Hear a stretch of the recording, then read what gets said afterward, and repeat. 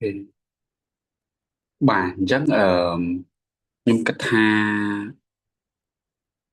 năng là nhưng cách ha chập đa mong tới đầm bay gồm ở khăn bèl dú hay dân tục bên mình trong khỏi chả đầm bay chỉ chơi vì cả xua xôm nua mà chân nua bà chắc chỉ thay mà đón thiết xôm cột chìm nghiệp xua ta đòn lô nè cũ để chỉ cừu được nom showroom នៅក្នុងកម្មវិធី Technovation និង Future Digital Talent ថ្ងៃនេះមកកាន់វគ្គបណ្ដុះបណ្ដាលលើកទី2ដែល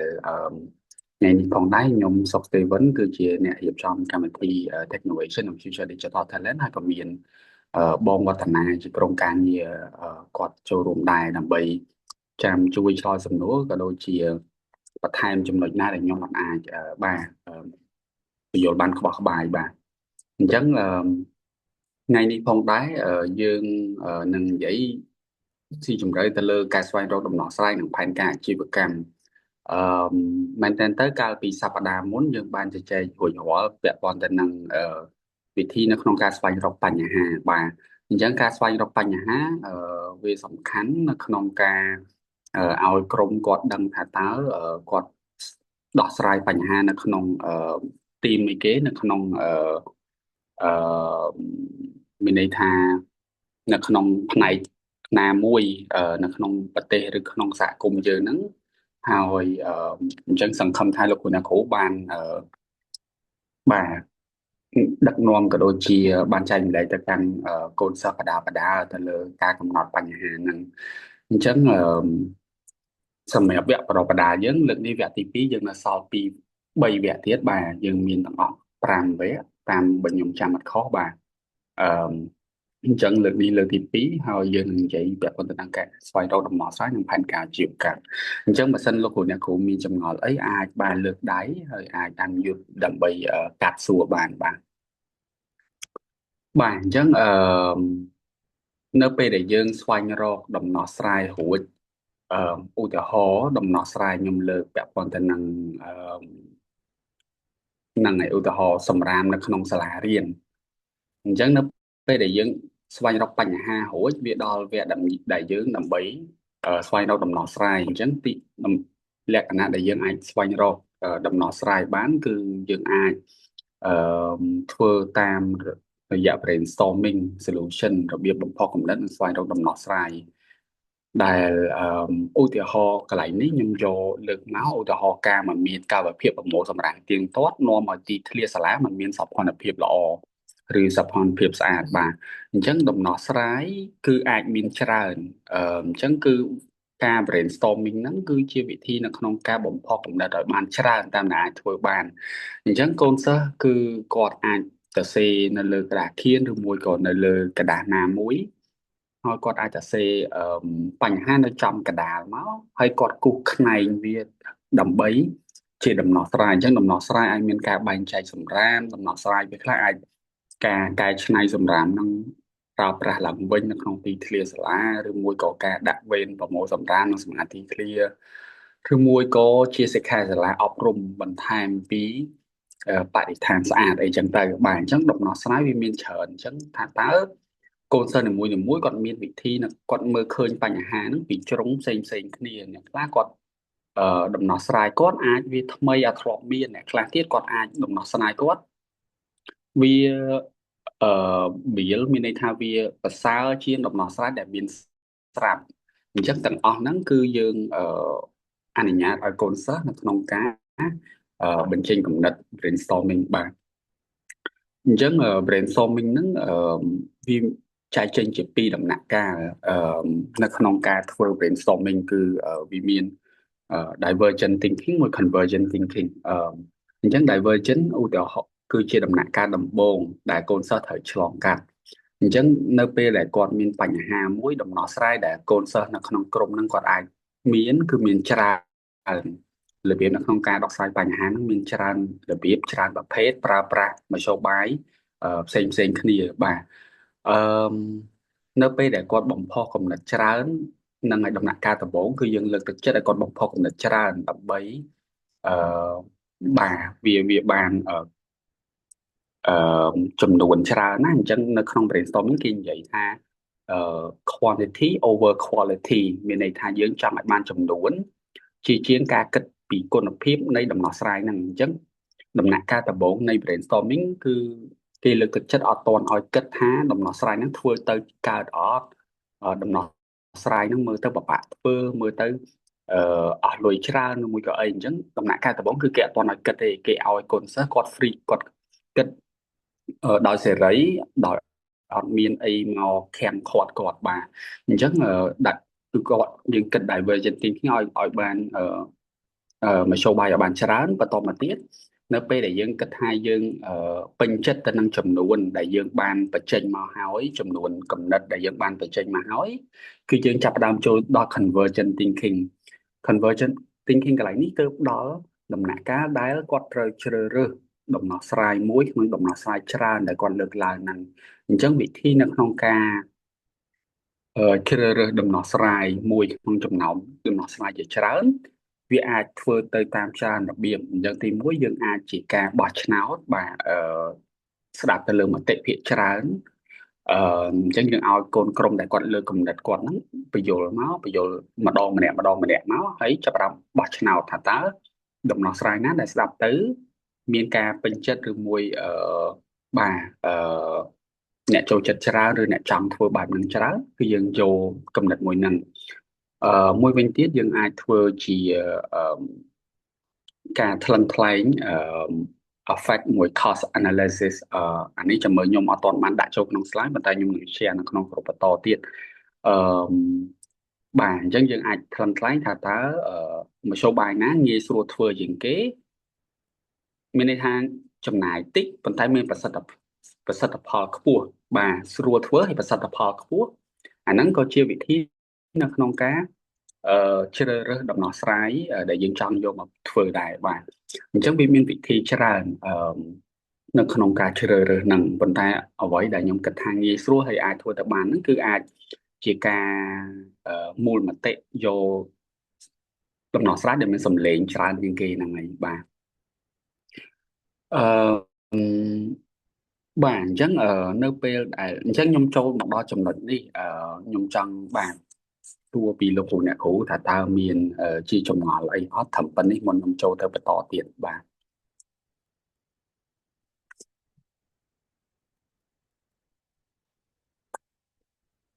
អូខេអញ្ចឹងបើសិនអត់មានទេខ្ញុំសូមmove on ទៅបន្តទៀតអញ្ចឹងទី2គឺការជ្រើសរើសយកបច្ចេកវិទ្យាសម្រាប់ដោះស្រាយ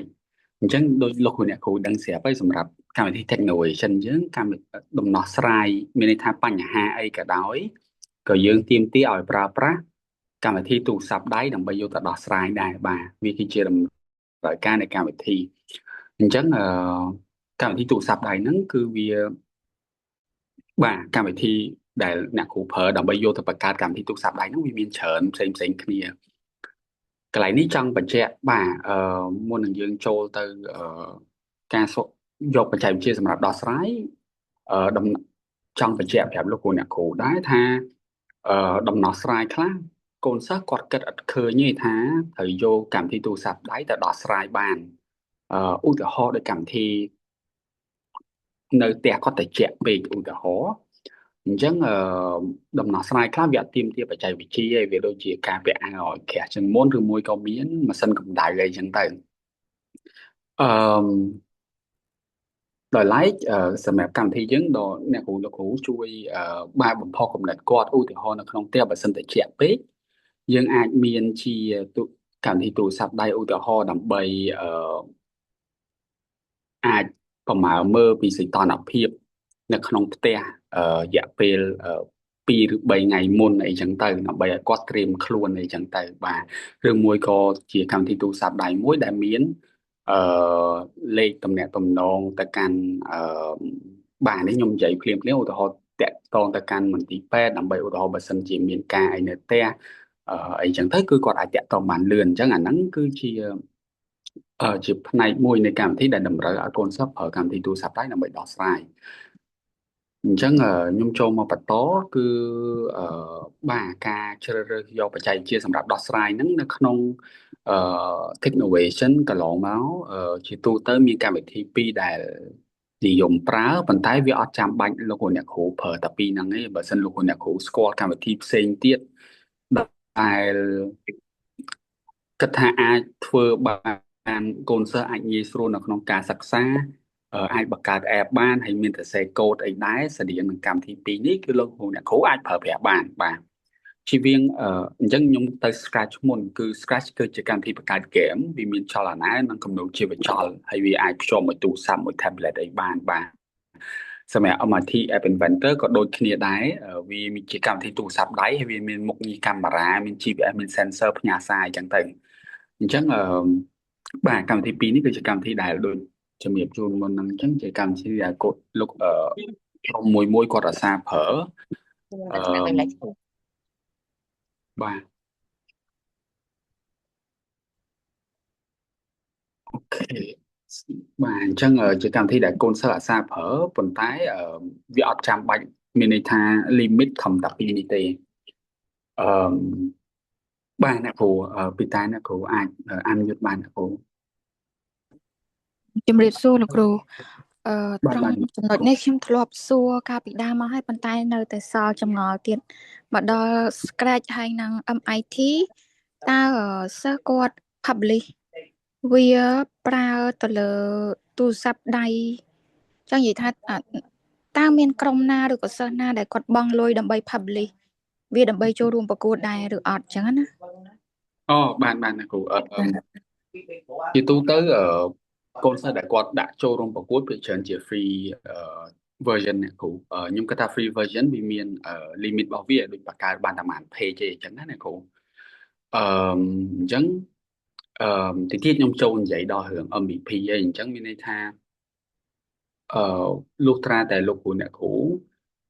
ដូចបើតាមខ្ញុំចាំ Scratch ដូចជាអត់មានត្រូវបង់លុយទេប៉ុន្តែបើ MIT App Inventor ដូចជាមានការបង់លុយបើសិនជាយើងប្រើលើសពី5 page បាទអញ្ចឹងនៅក្នុង5 page ហ្នឹងយើងត្រូវ utilize វាមានន័យថាប្រើវាឲ្យអស់លទ្ធភាពអញ្ចឹងនៅក្នុងដំណោះស្រាយយើងមួយអឺនៅក្នុង app យើងត្រូវបង្កើតគេហៅថា MVP ទីតិចខ្ញុំចូលទៅនិយាយរឿង MVP មានន័យថាជា minimum viable product អឺជា app មួយដែលដោះស្រាយបញ្ហាបានអត់ទាន់ចាំបាច់ត្រូវវាស្អាតត្រូវវាមាន option ច្រើនមានfeature មានមុខងារច្រើនទេអាមុខងារបន្ទាប់បន្សំយើងទុកវាជាផែនការនៅថ្ងៃអនាគតឲ្យកូនសិស្សទៅសេនៅក្នុងlearning journey របស់គាត់ចឹងណាអ្នកគ្រូប៉ុន្តែសម្រាប់មុខងារដែលចាំបាច់នៅក្នុងការដោះស្រាយខ្ញុំគិតថាក្នុង5ទំព័រហ្នឹងគឺអាចមកលំមក្នុងការគាត់ដាក់ទៅបានចឹងណាអ្នកគ្រូចាអញ្ចឹងខ្ញុំសួរបញ្ជាក់មួយម៉ាត់មួយទៀតបាទបាទអ្នកគ្រូចាចង់ដឹងថាបន្ទាប់ពីយើងបង្កើត app build app ហើយតើយើងចាំបាច់ត្រូវតេស្តជាមួយនឹងទូរស័ព្ទផ្សេងទៀតដូចជាប្រភេទ iOS ហើយនិង Android ជាមួយទៅនឹង app នឹងដើម្បីចូលរួមប្រកួតដែរអត់ឬក៏វានៅតែក្នុង email របស់យើងពួកអីអ្វីដែលខ្ញុំបានសាកល្បងមកដល់ថ្ងៃនេះមានន័យថាពេលដែលយើងបង្កើត app ពេលដែលយើងចង់បើក app ហ្នឹងតោះតែយើងប្រើម្ចាស់ email ជាអ្នកបង្កើតហ្នឹងណាបាទអ្នកគ្រូបាទចាអញ្ចឹងបាទតើយើងចាំបាច់ត្រូវ publish ដើម្បីឲ្យអ្នកផ្សេងដទៃហ្នឹងគាត់អាចបើកបានដែរអត់អឺនេះខ្ញុំអាចសូមឲ្យបងវឌ្ឍនាជួយឆ្លើយបងថាតើអានឹងត្រូវការ publish ដើម្បីឲ្យនេះឬអាចប្រើគាត់កាន់ទូរស័ព្ទហ្នឹងយកឲ្យអ្នកផ្សេងទៅតេស្តម្ដងមួយហ្នឹងហើយអរគុណច្រើនSteven ឬខ្ញុំច្បាស់តើអីលើបងចាលឿនគ្រូចាជម្រាបសួរអ្នកគ្រូហើយក៏សូមទោសដែរអត់បានបើកកាមេរ៉ាថ្ងៃនេះអញ្ចឹងតកតងទៅនឹងសំណួរផងអ្នកគ្រូសម្រាប់MIT App Inventor អ្នកគ្រូអាចមានហាក់ download source code របស់MIT ហ្នឹងហើយព្រោះឯពេលដែលអ្នកគ្រូធ្វើហើយមានហាក់បង្កើតជា app អីអស់ហើយវានឹងមានឲ្យអ្នកគ្រូ export file មក file ហ្នឹងដើម្បី run អញ្ចឹងមានន័យថាពេលដែលអ្នកគ្រូ pass អាហ្នឹងនៅក្នុង application Ponte Innovation គឺគេ click ទៅគឺវានឹង load ចូលទៅក្នុងwebsite ផង MIT App Inventor អញ្ចឹងគេនឹង test website នឹងបានអញ្ចឹងណាអ្នកគ្រូតែអ្នកគ្រូត្រូវដាក់អាហ្នឹងជា public ហើយសម្រាប់តកតងទៅនឹងcode អត់ចាំបាច់មានន័យថាអត់អ្នកគ្រូអត់ចាំបាច់ដោយសារតែវាបង្កើតឡើងមកគឺដើម្បីmobile ហើយអញ្ចឹងបើសិនជា testing វាមានអាចអ្នកគ្រូអាច test នៅលើទូរស័ព្ទបានហើយអ្នកគ្រូអាចដូរបានវាហៅដូរអា U UI បានថាតើដាក់នៅលើទូរស័ព្ទប្រភេទអីបានអញ្ចឹងណាគ្រាន់ថាបើសិនជាប្រភេទដូច update មកក្រោយ version ទូរស័ព្ទក្រោយប្រហែលជាវាអត់ទាន់មានត្រូវគ្នាហ្មងឯងអញ្ចឹងវាអាចដើរបានគ្រាន់ថាវាបើឲ្យត្រូវតាមresolution តាម screen របស់ទូរស័ព្ទហ្នឹងប្រហែលជាមានតែប្រមាណប្រភេទនៃ screen ទេអញ្ចឹងណាអ្នកគ្រូចាចាតែចាមានន័យថាអញ្ចឹងMIT Inventor អាច publish ហើយនឹងអាចមានឱកាសតេស្តនៅលើទូរស័ព្ទនិងប្រើ email អ្នកផ្សេងបានដើម្បីចូលបានមែនទេចាប្រើបានអ្នកគ្រូ ចាអរគុណចាហើយខ្ញុំចង់បន្ថែមពីលើនឹងទៀតដែរតកតងទៅនឹងដំណោះស្រាយអញ្ចឹងដំណោះស្រាយនៅក្នុង Technovation អត់មិនមែនមានតែពី Scratch ឬក៏ MIT App Inventor នេះទេដំណោះស្រាយគឺមានអឺបើសិនជាលោកគ្រូអ្នកគ្រូមានកូនសិស្សដែលគាត់ចង់ប្រើសម្រាប់គាត់បង្កើតកម្មវិធីទូរស័ព្ទដៃនឹងដែរក៏គាត់អាចប្រើ Thankable ដែរជា application មួយសម្រាប់បង្កើតកម្មវិធីទូរស័ព្ទដៃដូច MIT App Inventor ដែរអញ្ចឹងណាអញ្ចឹងលោកគ្រូអ្នកគ្រូអាចប្រើ Thankable ក៏បានដែរហើយគ្រាន់តែថាដូចសប្តាហ៍មុនអញ្ចឹងបងនាតគាត់បានសូរដែរអញ្ចឹងវាអាចជាប់មានពី AI មកប៉ុន្តែយើងអាចប្រើ version ចាស់ដែលបង្កើត from scratch វាបង្កើតពីដំបូងមកហ្មងបានអញ្ចឹងអឺដំណោះស្រាយហ្នឹងគឺមានឧទាហរណ៍ខ្ញុំអាច share screen កន្លែងនេះបន្តិចហើយ Steven អាច share បងសុំ share screen បន្តិចហ្នឹងហើយអញ្ចឹងនៅក្នុងការពិតគ្រាន់តែពីពួកខ្ញុំទៅពួកខ្ញុំគ្រាន់តែផ្ដល់ជាជំរើសទៅជូនទៅលោកគ្រូអ្នកគ្រូទេដើម្បីលោកគ្រូអ្នកគ្រូងាយស្រួលបើសិនជាក្នុងករណីមានកូនសិស្សគាត់សួរថាអូបើសិនជាគាត់ចង់ធ្វើអីផ្សេងបានអត់អញ្ចឹងណាអញ្ចឹងលោកគ្រូអ្នកគ្រូឃើញ screen ខ្ញុំហើយអញ្ចឹងនេះជា curriculum ផនjunior division អញ្ចឹងមានន័យថាក្រៅពី MIT App Inventor គេមាន Thankable ដែលគេបរៀនកូនសិស្សក្នុងការបង្កើត app ណាហើយក្រៅពីនឹងទៀតគឺកូនសិស្សគាត់អាចធ្វើជា AI application បានអញ្ចឹងក្នុងការប្រើប្រាស់មានន័យថាAI លោកគ្រូអ្នកគ្រូប្រហែលជាធ្លាប់ឮពាក្យនឹងហើយអញ្ចឹង AI គឺកូនសិស្សគឺគាត់អាច use មានន័យថាជាការប្រើប្រាស់ AI នៅក្នុងការ get data ឬក៏ជាការបង្កើតកម្មវិធីអីមួយដើម្បីជាដំណោះស្រាយអញ្ចឹងណាអញ្ចឹងឧទាហរណ៍ថាកូនសិស្សគឺគាត់ជួយជំនួយឧទាហរណ៍ថាគាត់បង្កើតកម្មវិធីទូរស័ព្ទដៃមួយក្នុងការបកប្រែភាសាអញ្ចឹងក្នុងការបកប្រែភាសាកាលមុនគឺគាត់ត្រូវទៅរកណាគេដើម្បីឲ្យនិយាយភាសានឹងមានន័យថាឧទាហរណ៍បកប្រែភាសាចិនតើតែទៅរកអ្នកដែលនិយាយភាសាចិនប៉ុន្តែឥឡូវហ្នឹងគឺកូនសិស្សគឺគាត់ប្រើ AI នៅក្នុងការឧទាហរណ៍ថាគាត់គ្រាន់តែ use សំឡេងដែល AI និយាយជាភាសាចិនហ្នឹងហើយបកជាខ្មែរឬក៏អីចឹងទៅអញ្ចឹងអាហ្នឹងយើងអាច integrate AI ចូលទៅបានអញ្ចឹងណាអញ្ចឹងកន្លែងនេះខ្ញុំគ្រាន់តែអឺបន្ថែមទៅលើអីដែលអឺពួកខ្ញុំឬក៏ Steven បាន mention តកតងទៅនឹងដំណោះស្រាយហ្នឹងអញ្ចឹងវាមានរូបភាពច្រើននៅក្នុងការធ្វើដំណោះស្រាយហ្នឹងអញ្ចឹងណាលោកអ្នកគ្រូហ្នឹងហើយអញ្ចឹងពីខ្ញុំទៅខ្ញុំចង់ add on បន្ថែមកន្លែងហ្នឹងហើយបើសិនជាលោកគ្រូអ្នកគ្រូណាមានសំណួរអាចសួរបន្ថែមទៀតបានហើយក៏អាចថាSteven អាចបន្តទៅទៀតទៅបន្ទាប់មកយើងនឹងមានវគ្គសំណួរចម្លើយហើយពីពួកខ្ញុំទៅពិតជាចង់បានពីមតិយោបល់ពីលោកគ្រូអ្នកគ្រូបន្ទាប់ពីអឺចប់workshop មួយនេះហើយក៏អាចថា open ដើម្បីឲ្យលោកគ្រូអ្នកគ្រូនៅក្នុងការចែករំលែកដែរថាលោកគ្រូអ្នកគ្រូមានអឺបញ្ហាអីឬក៏ដល់ចំណុចណាហើយនៅក្នុងការធ្វើគម្រោងជាមួយនឹងកូនសិស្សអញ្ចឹងណាលោកគ្រូអ្នកគ្រូចាអញ្ចឹងអឺបើសិនជាមានសំណួរអាចសួរបានបើសិនជាអត់ទាន់មានទេអាចSteven អាចបន្តទៅមុខទៀតសិនបានបាទអរគុណច្រើនបងហ្នឹងហើយអញ្ចឹងបាទខ្ញុំសូមបន្តទៅអឺមកទៀតហ្មងទៅអញ្ចឹងមានន័យថាមុនហ្នឹងយើងបាននិយាយគ្នាពាក់ព័ន្ធទៅនឹងapp មួយចំនួនដែលជំនួយដល់ការបង្កើតកម្មវិធីទូរស័ព្ទដៃរួចហើយមាន Scratch មាន MIT មាន Tangable បាទហើយមានច្រើនផ្សេងទៀតប៉ុន្តែគាត់ចង់បញ្ជាក់លោកគ្រូអ្នកគ្រូថា app ទាំងអស់ហ្នឹងទៅទាមទារពីខាង technovation ទៅពេលដែលយើង submit គឺត្រូវការ source code អញ្ចឹងខ្ញុំបាទមានកូនសិស្សខ្លះគាត់សួរមាន app មួយចំនួនអត់ចាំបាច់ឲ្យទៅសេកូដទេវា drag and drop អញ្ចឹងណាគ្រាន់តែជា interface អញ្ចឹងក្នុងលក្ខខណ្ឌហ្នឹងគឺយើងអត់អាចsubmit source code ឲ្យគេបានទេអញ្ចឹងមានន័យថាអាហ្នឹងក៏យើងអាចប្រើបានដែរបាទអញ្ចឹងហ្នឹងហើយលុះត្រាតែpool ទាំងអស់ហ្នឹងមាន code ដើម្បីឲ្យពួកគាត់អាច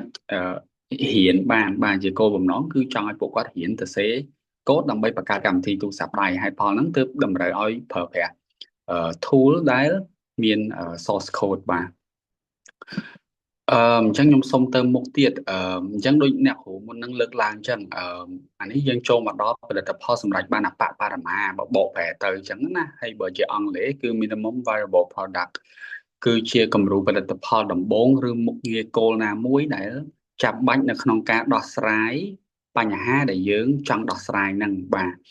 អញ្ចឹងមានន័យថាយើងត្រូវផ្ដោតលើមុខងារមួយដែលសំខាន់ជាងគេដើម្បីដោះស្រាយបញ្ហាហើយយើងអាចយកទៅទទួលមតិកែលម្អពីអ្នកប្រើប្រាស់បានអញ្ចឹងឲ្យងាយយល់ឧទាហរណ៍បើសិនជាយើងចង់ឲ្យឧទាហរណ៍បាទរូបភាពនៅឆ្វេងដៃនេះ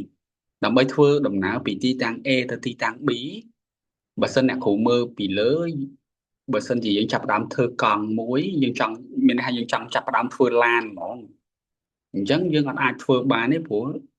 resource មានន័យថាជាធនធានយើងនៅអត់ទាន់មានគ្រប់គ្រាន់យើងអាចទៅធ្វើឡានបានទេប៉ុន្តែនៅដោយរូបនៅខាងក្រោមយើងអាចចាប់ផ្ដើមធ្វើពី skateboard ឧទាហរណ៍ដើម្បីធ្វើដំណើរពីទីតាំង A ទៅទីតាំង B មានន័យថាយើងអាចសម្រេចបានគោលដៅដដែលគ្រាន់តែមធ្យោបាយវាហ្នឹងវាអត់ទាន់ដល់ឡានបាទឧទាហរណ៍អញ្ចឹងឧទាហរណ៍នៅស្ដាំដៃមួយទៀតដូចទៀនអញ្ចឹងទៀនគឺវាធ្វើឲ្យភ្លឺមុខងារវាគឺវាធ្វើឲ្យទីតាំងមួយហ្នឹងភ្លឺបាទ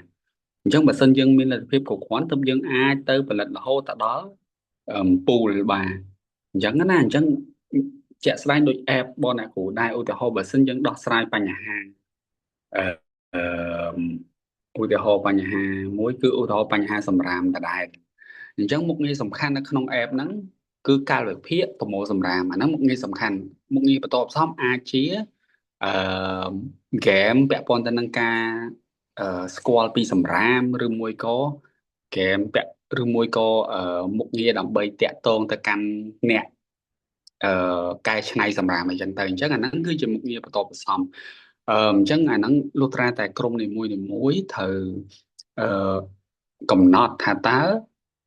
ក្នុង app យើងហ្នឹងគួរតែមានមុខងារណាមួយចាំបាច់មុខងារណាបន្ទាប់បន្សំហើយយើងយកអាចាំបាច់មកធ្វើមុនគេបាទដើម្បីជៀសវាងការប្រើប្រាស់លើសពី5ទំព័រដែល tool មួយចំនួនដូច MIT App Inventor តម្រូវឲ្យបង់លុយបាទបាទអញ្ចឹងអត្ថប្រយោជន៍នៃ MVP ទី1ចំណេញពេលចំណាយលុយតិចទី2រៀនពីអ្នកប្រើប្រាស់បានលឿនអញ្ចឹងនៅពេលដែលអ្នកគ្រូមាន MVP ហើយអ្នកគ្រូអាចឲ្យកូនសិស្សដើម្បីចូលទៅឲ្យអ្នកប្រើប្រាស់ឬក៏អតិថិជនគោលដៅរបស់ពួកគាត់ហ្នឹងធ្វើការតេស្តឬមួយធ្វើការសាកល្បងប្រើព្រោះយើងដឹងពីតម្រូវការរបស់អ្នកប្រើប្រាស់ជាក់ស្ដែងហ្នឹងគឺមានន័យថាយើងប្រមូល feedback របស់ពួកគាត់មតិយោបល់របស់ពួកគាត់ហ្នឹងបានលឿនបាទយើងអត់ត្រូវចំណាយពេលអង្គុយធ្វើយូរពេលខ្លះអង្គុយធ្វើដល់មុខងារ10ស្រាប់ដល់ពេលសួរអ្នកប្រើប្រាស់គាត់ថាគាត់អត់ចង់បានអញ្ចឹងផងអញ្ចឹងវាខាតពេលបាទអញ្ចឹងយើងធ្វើតែមុខងារណាមួយចាំបាច់ហើយយើងយកទៅតេស្តមួយអ្នកប្រើប្រាស់ហើយយកមតិរបស់គាត់ហ្នឹងមកកែលម្អហើយធ្វើឡើងវិញបាទអញ្ចឹងប៉ុណ្ណឹងពាក់ព័ន្ធទៅនឹង MVP ខ្ញុំគិតថាដូចជាបាន cover អស់ពាក់ព័ន្ធទៅនឹង MVP អញ្ចឹងមានលោកគ្រូអ្នកគ្រូណាមានជាចម្ងល់ឬសំណួរពាក់ព័ន្ធទៅនឹង MVP អត់អ្នកគ្រូអញ្ចឹងបាទកន្លែងនេះចង់បន្ថែមដែរអញ្ចឹងឧទាហរណ៍បើសិនជាខ្ញុំគិតថានៅក្នុង Innovation ក៏គេបាន mention ដែរអញ្ចឹងនៅពេលដែលលោកគ្រូអ្នកគ្រូកំណត់ដំណោះស្រាយរបស់លោកគ្រូអ្នកគ្រូរួចហើយថាចង់ធ្វើ app វាចង់បង្កើត app មួយដែលមានលទ្ធភាពធ្វើអញ្ចេះអញ្ចឹងសូមឲ្យលោកកូនសិស្សរបស់លោកគ្រូអ្នកគ្រូគាត់ គូសនៅក្នុងกระดาษបាទគេហៅថាជា paper prototype អ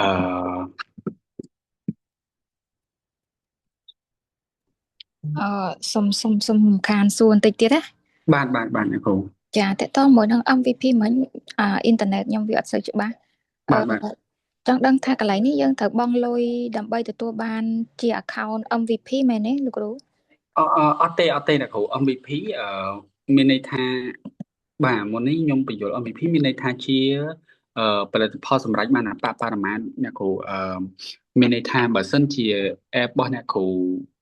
ចង់ដោះស្រាយបញ្ហាណាមួយអញ្ចឹងយើងគប្បីគួរតែបង្កើត app ហ្នឹងដោយមានមុខងារចាំបាច់ដោះស្រាយបញ្ហាហ្នឹងមុខងារបន្ទាប់បន្សំឧទាហរណ៍ជា game ឧទាហរណ៍ជាមុខងារដើម្បីតាក់ទងទៅឧទាហរណ៍តាក់ទងទៅប៉ូលីសឬតាក់ទងទៅមន្ទីរពេទ្យមុខងារទាំងអស់ផ្សេងទៀតគឺជាមុខងារបន្ទាប់បន្សំអញ្ចឹងណាគ្រូអញ្ចឹងដូច app ឧទាហរណ៍ Facebook យើងជាក់ស្ដែង Facebook មុខងារដែលចាំបាច់គឺកន្លែងដែលយើងឆាតតាក់ទងគ្នាឬមួយក៏អីហ្នឹង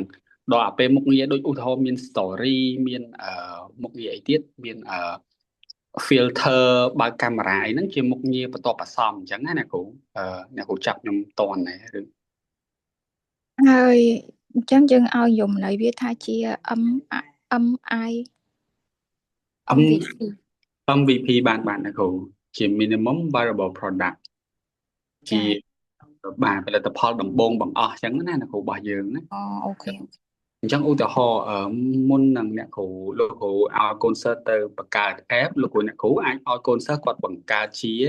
paper prototype វាដូចជា MVP ដែរដើម្បីឲ្យកូនសិស្សគាត់ដឹងថាតើ app គាត់ហ្នឹងមានមុខងារខ្លះហើយមុខងារណាដែលសំខាន់បាទទើបយើងចូលទៅធ្វើសរសេរកូដនៅក្នុងកម្មវិធី tool ហ្មងដើម្បីជៀសវាងការចំណាយពេលខុសចឹងណាអ្នកគ្រូបាទអញ្ចឹងយើងឲ្យគាត់គូសលើกระดาษចឹងមកយើងទៅសេឲ្យគាត់ទៅសេអូខេមុខងារណាដែលគាត់ត្រូវការមុខងារណាដែលគាត់គិតថាត្រូវការដែរប៉ុន្តែអត់ទាន់ចាំបាច់ឥឡូវទេអញ្ចឹងទុកវាមកក្រោមសិនបាទអញ្ចឹងនៅពេលដែលគាត់មានទាំងអស់ហ្នឹងហើយគាត់នៅក្នុងក្រុម confirm មានន័យថាយល់ឯកភាពគ្នាថាមានទាំងអស់ហ្នឹងមែនចាំគាត់ចាប់ផ្ដើមទៅបង្កើតកម្មវិធីទូរស័ព្ទដៃនៅក្នុង tool នៅក្នុង app ហ្នឹងបាទចាដល់ដំណាក់កាលហ្នឹងចាប់ដើមយល់ហើយខ្ញុំនិយាយបទពិសោធន៍មួយកូនក្មេងរបស់ខ្ញុំក៏ប្រើថាំងកាបូល AI ហើយយើងអត់បានធ្វើជាកម្រងដូចលោកគ្រូចឹងឯណាហើយយើងព្រមទៅរហូតដល់ 2K ថាំងកាបូល AI ឈប់ឲ្យយើងព្រមមេថាវាកម្រិតមួយ email យើងប្រើបាន 2K អញ្ចឹងណាអញ្ចឹងពេលកូនសិស្សហ្នឹងគាត់អត់ទាន់ច្បាស់ក្នុងចិត្តគាត់នៅចង់ដូរបែបនេះណាអញ្ចឹងអស់មានលទ្ធភាពព្រមហើយណាគ្រូបាទហើយខ្ញុំទៅចាប់ដើមដែលគ្រូបញ្យល់ថាអូតើយើងត្រូវធ្វើអានេះសិនមកដល់ពេលយើងព្រមហើយយើងបានលទ្ធផលតែម្ដងហ្នឹងត្រូវណាគ្រូព្រោះបាទកម្មវិធីទាំងអស់ហ្នឹងមែនតើទៅវាត្រូវការវាឲ្យយើងប្រើមានកម្រិតអញ្ចឹងណាលុះត្រាតែយើងបង់លុយអញ្ចឹង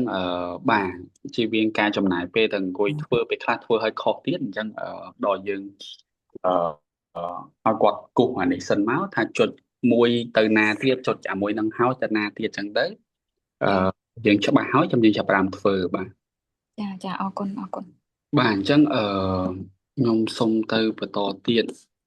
មានលោកគ្រូអ្នកគ្រូផ្សេងទៀតគាត់មានចំណុចអាចបាទលើកដៃបានចឹងបើសិនអត់ទេខ្ញុំសូមទៅបន្តទៀតបាទកន្លែងនេះមែនតើទៅបាទខ្ញុំឃើញមានលោកគ្រូលើកដៃបាទអញ្ជើញលោកគ្រូសៀកឡុងលោកគ្រូបាទជំរាបសួរលោកគ្រូលោកគ្រូខ្ញុំចង់សួរបញ្ជាក់តិចតទៅទៅនឹងកម្មវិធីដែលយើងបង្កើត app ហ្នឹងអាចមានកម្មវិធីផ្សេងក្រៅពីហ្នឹងឯងលោកគ្រូដូចជា MIT ឬមួយក៏ថាន់កាបូលអីព្រោះអីជាក់ស្ដែងកូនសិស្សខ្ញុំគឺបានធ្វើរហូតដល់ហ្នឹងហើយការ design នៅលើกระดาษ prototype អីទាំងអស់ហ្នឹងប៉ុន្តែជាក់ស្ដែងអ្វីដែលគាត់គម្រោងដែលគាត់ចង់បង្កើតហ្នឹងវាអាចលើសពី5 screen ហើយបើនិយាយទៅ MIT ហើយនឹងថាន់កាបូលហ្នឹងវាបានតែ5 screen maximum ហើយតែយើងត្រូវបង់លុយហីអញ្ចឹងយើងជាក់ស្ដែងយើងអត់ចង់ចំណាយអីទៅលើហ្នឹងប៉ុន្តែកន្លងលោកគ្រូមាន កម្មវិធីផ្សេងដែលអាចsuggest បានអីចឹងអាចមានច្រើន screen ជាងហ្នឹងអីចឹងលោកគ្រូមានទេលោកគ្រូ ហ្នឹងសូមបងវឌ្ឍនាជួយ ខ្ញុំអត់សូវដឹងពីកម្មវិធីនេះដែរកម្មវិធីទូរស័ព្ទដៃបង ចាជំរាបសួរលោកគ្រូតាមការពិតទៅមានកម្មវិធីផ្សេងទៀតដែលអាចប្រើប្រាស់បានណាគ្រាន់តែថាពីពី application ហ្នឹង MIT ហើយជាមួយនឹង Thinkable ហ្នឹងគឺ user friendly មានថាងាយស្រួលសម្រាប់កូនសិស្សដែលគាត់ថ្មីដំបូងនៅក្នុងការរៀនតាក់ទងទៅនឹងការបង្កើត app ចឹងណាលោកគ្រូអ្នកគ្រូប៉ុន្តែក្នុងហ្នឹងក៏ក្នុង Technovation ក៏គេមានន័យថាគេ open ឲ្យបើសិនជាកូនសិស្សហ្នឹងគាត់អាចមានលទ្ធភាពមានថាគាត់ទៅសេកូដឬក៏គាត់អាចមានលទ្ធភាពនៅក្នុងការធ្វើ app ហ្នឹងច្រើនជាងហ្នឹងគឺគាត់អាចធ្វើទៅបានដែរអញ្ចឹងនៅក្នុងការទៅសេ code ដើម្បីបង្កើត application ឬក៏ mobile application ហ្នឹងគឺ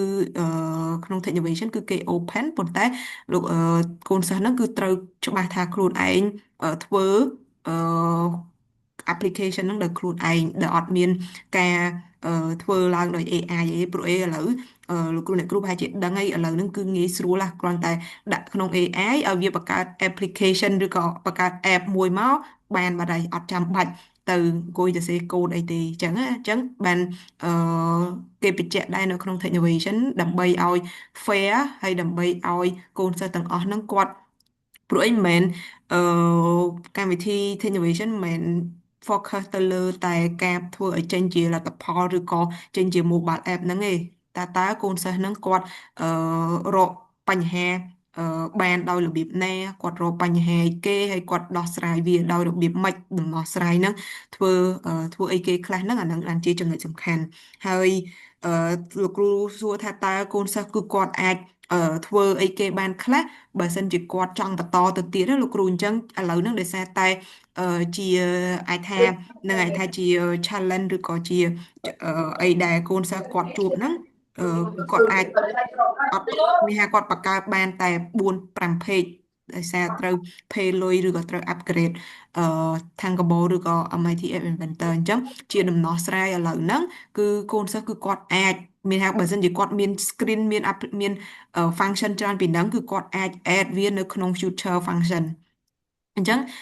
លោកគ្រូអ្នកគ្រូអាចប្រាប់ពួកគាត់ឲ្យគាត់គូសឬក៏គាត់អាច design អា screen ដែលគាត់ចង់ដាក់ហ្នឹងប៉ុន្តែ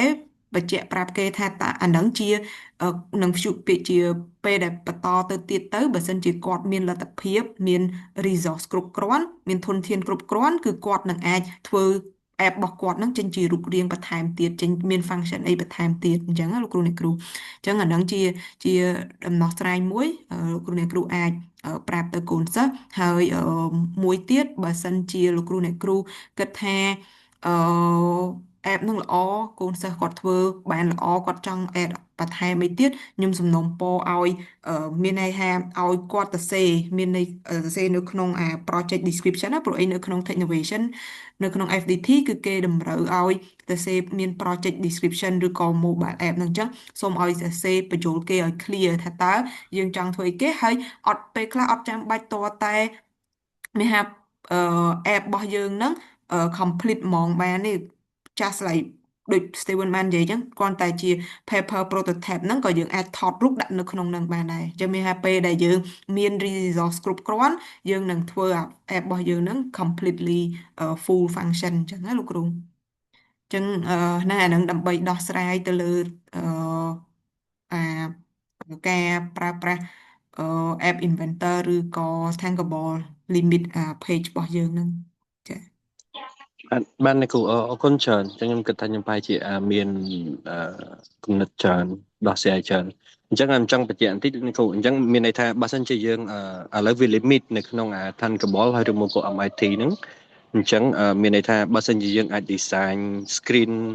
ទាំងអស់ហ្នឹងfull function នៅក្នុង app ហ្នឹងអញ្ចឹងមានថាយើងអាច design វាទៅឲ្យ full ទៅប៉ុន្តែនៅក្នុង app ដែលយើងត្រូវ submit ដូចជាកន្លែងproject review នៅក្នុងapp ហ្នឹងអញ្ចឹងអាហ្នឹងយើងដាក់តែ file 5 screen ហ្នឹងទៅត្រូវណាគ្រូចាហ្នឹងហើយប៉ុន្តែយើងអាចបញ្យល់ទៅប្រាប់ចាថាតើយើងនឹង future function របស់យើងនឹងមានអីគេបន្តទៀតអញ្ចឹងណាលោកគ្រូ បាទចាចាហ្នឹងហើយគ្រូយល់អរគុណច្រើន ចាចា បាទអញ្ចឹងខ្ញុំសូមទៅបន្តទៀតបាទបន្តទៀតនេះគឺសម្រាប់junior មួយ senior សម្រាប់ beginner អត់មានទេអញ្ចឹងណាខ្ញុំចង់ mention ពាក់ព័ន្ធទៅនឹងទី1សម្រាប់ junior គឺផែនការតាក់ទាញអ្នកប្រើប្រាស់user adoption plan អញ្ចឹងកន្លែង user adoption plan នេះនៅពេលដែលយើងមានផលិតផលយើងរួចហើយមានន័យថាមាន app ហើយអឺគឺយើងត្រូវ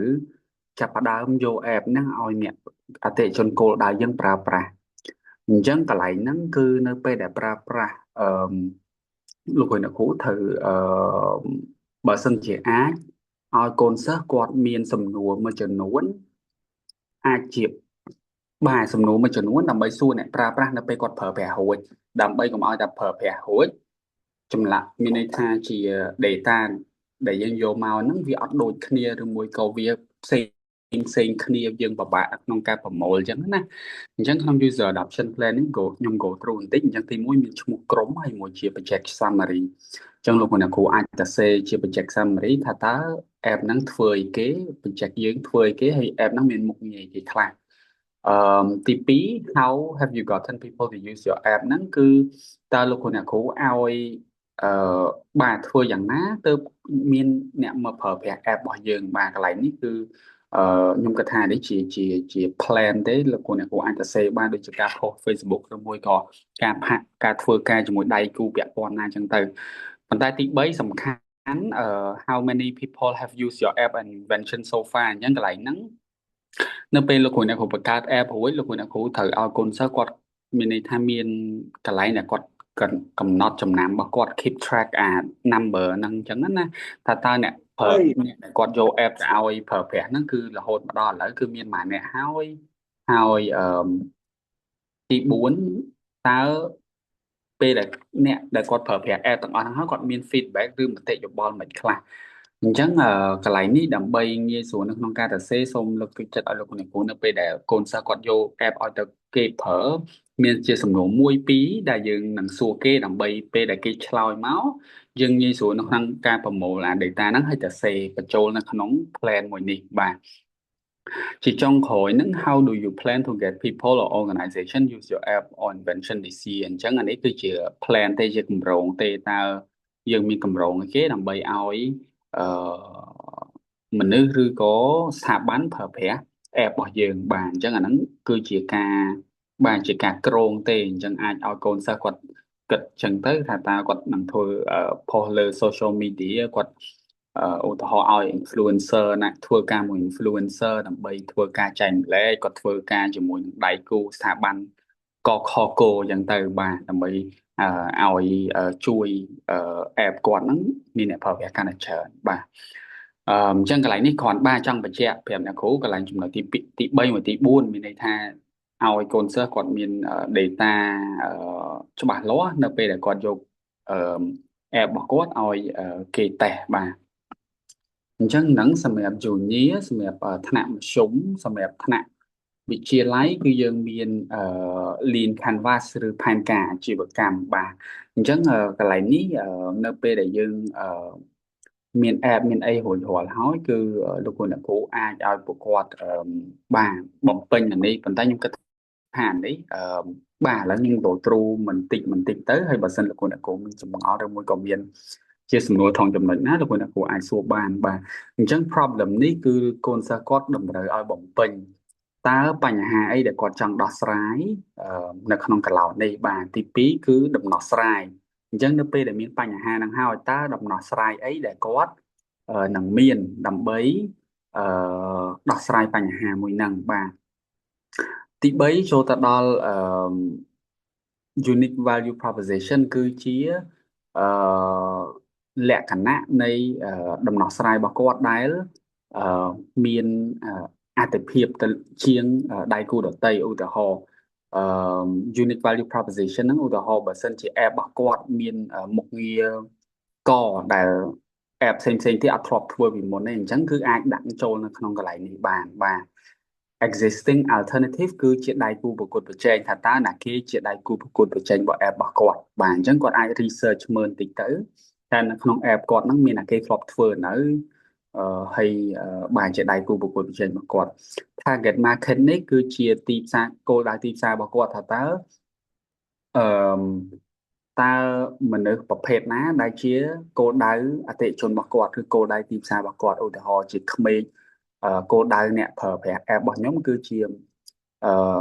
យុវជនរស់នៅទីក្រុងភ្នំពេញមានជីវភាពកម្រិតប៉ុណ្នេះមានទូរស័ព្ទប្រើអីចឹងទៅអញ្ចឹងអាទាំងអស់ហ្នឹងកាន់តែលម្អិតកាន់តែប្រសើរបាទចំពោះ target market យើងអាចនិយាយថាapp ខ្ញុំណាគេប្រើក៏បានដែរអត់ទេបាទព្រោះ app ណាគេប្រើក៏បានប៉ុន្តែជាគោលដៅរបស់យើងគឺត្រូវតែលម្អិតបាទបន្តទៀត feedback កន្លែងនេះ how did you integrate feedback from business professional entrepreneur មានន័យថានៅពេលដែលយើងយក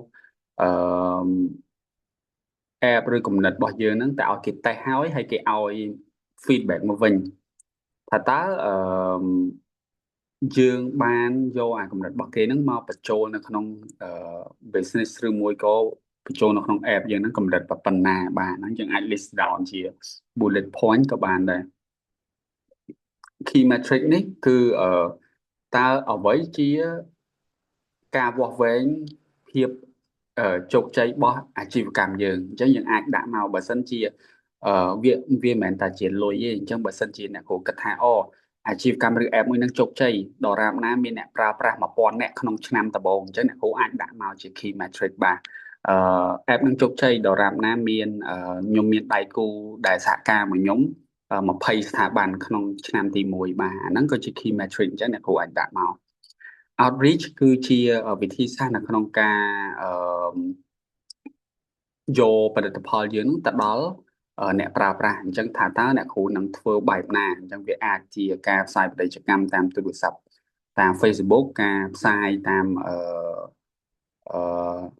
ខិត្តប័ណ្ណដែលយើងអាចចែកទៅគេហ្នឹងឬមួយក៏បាទវាមានវិធីផ្សេងច្រើនជាច្រើន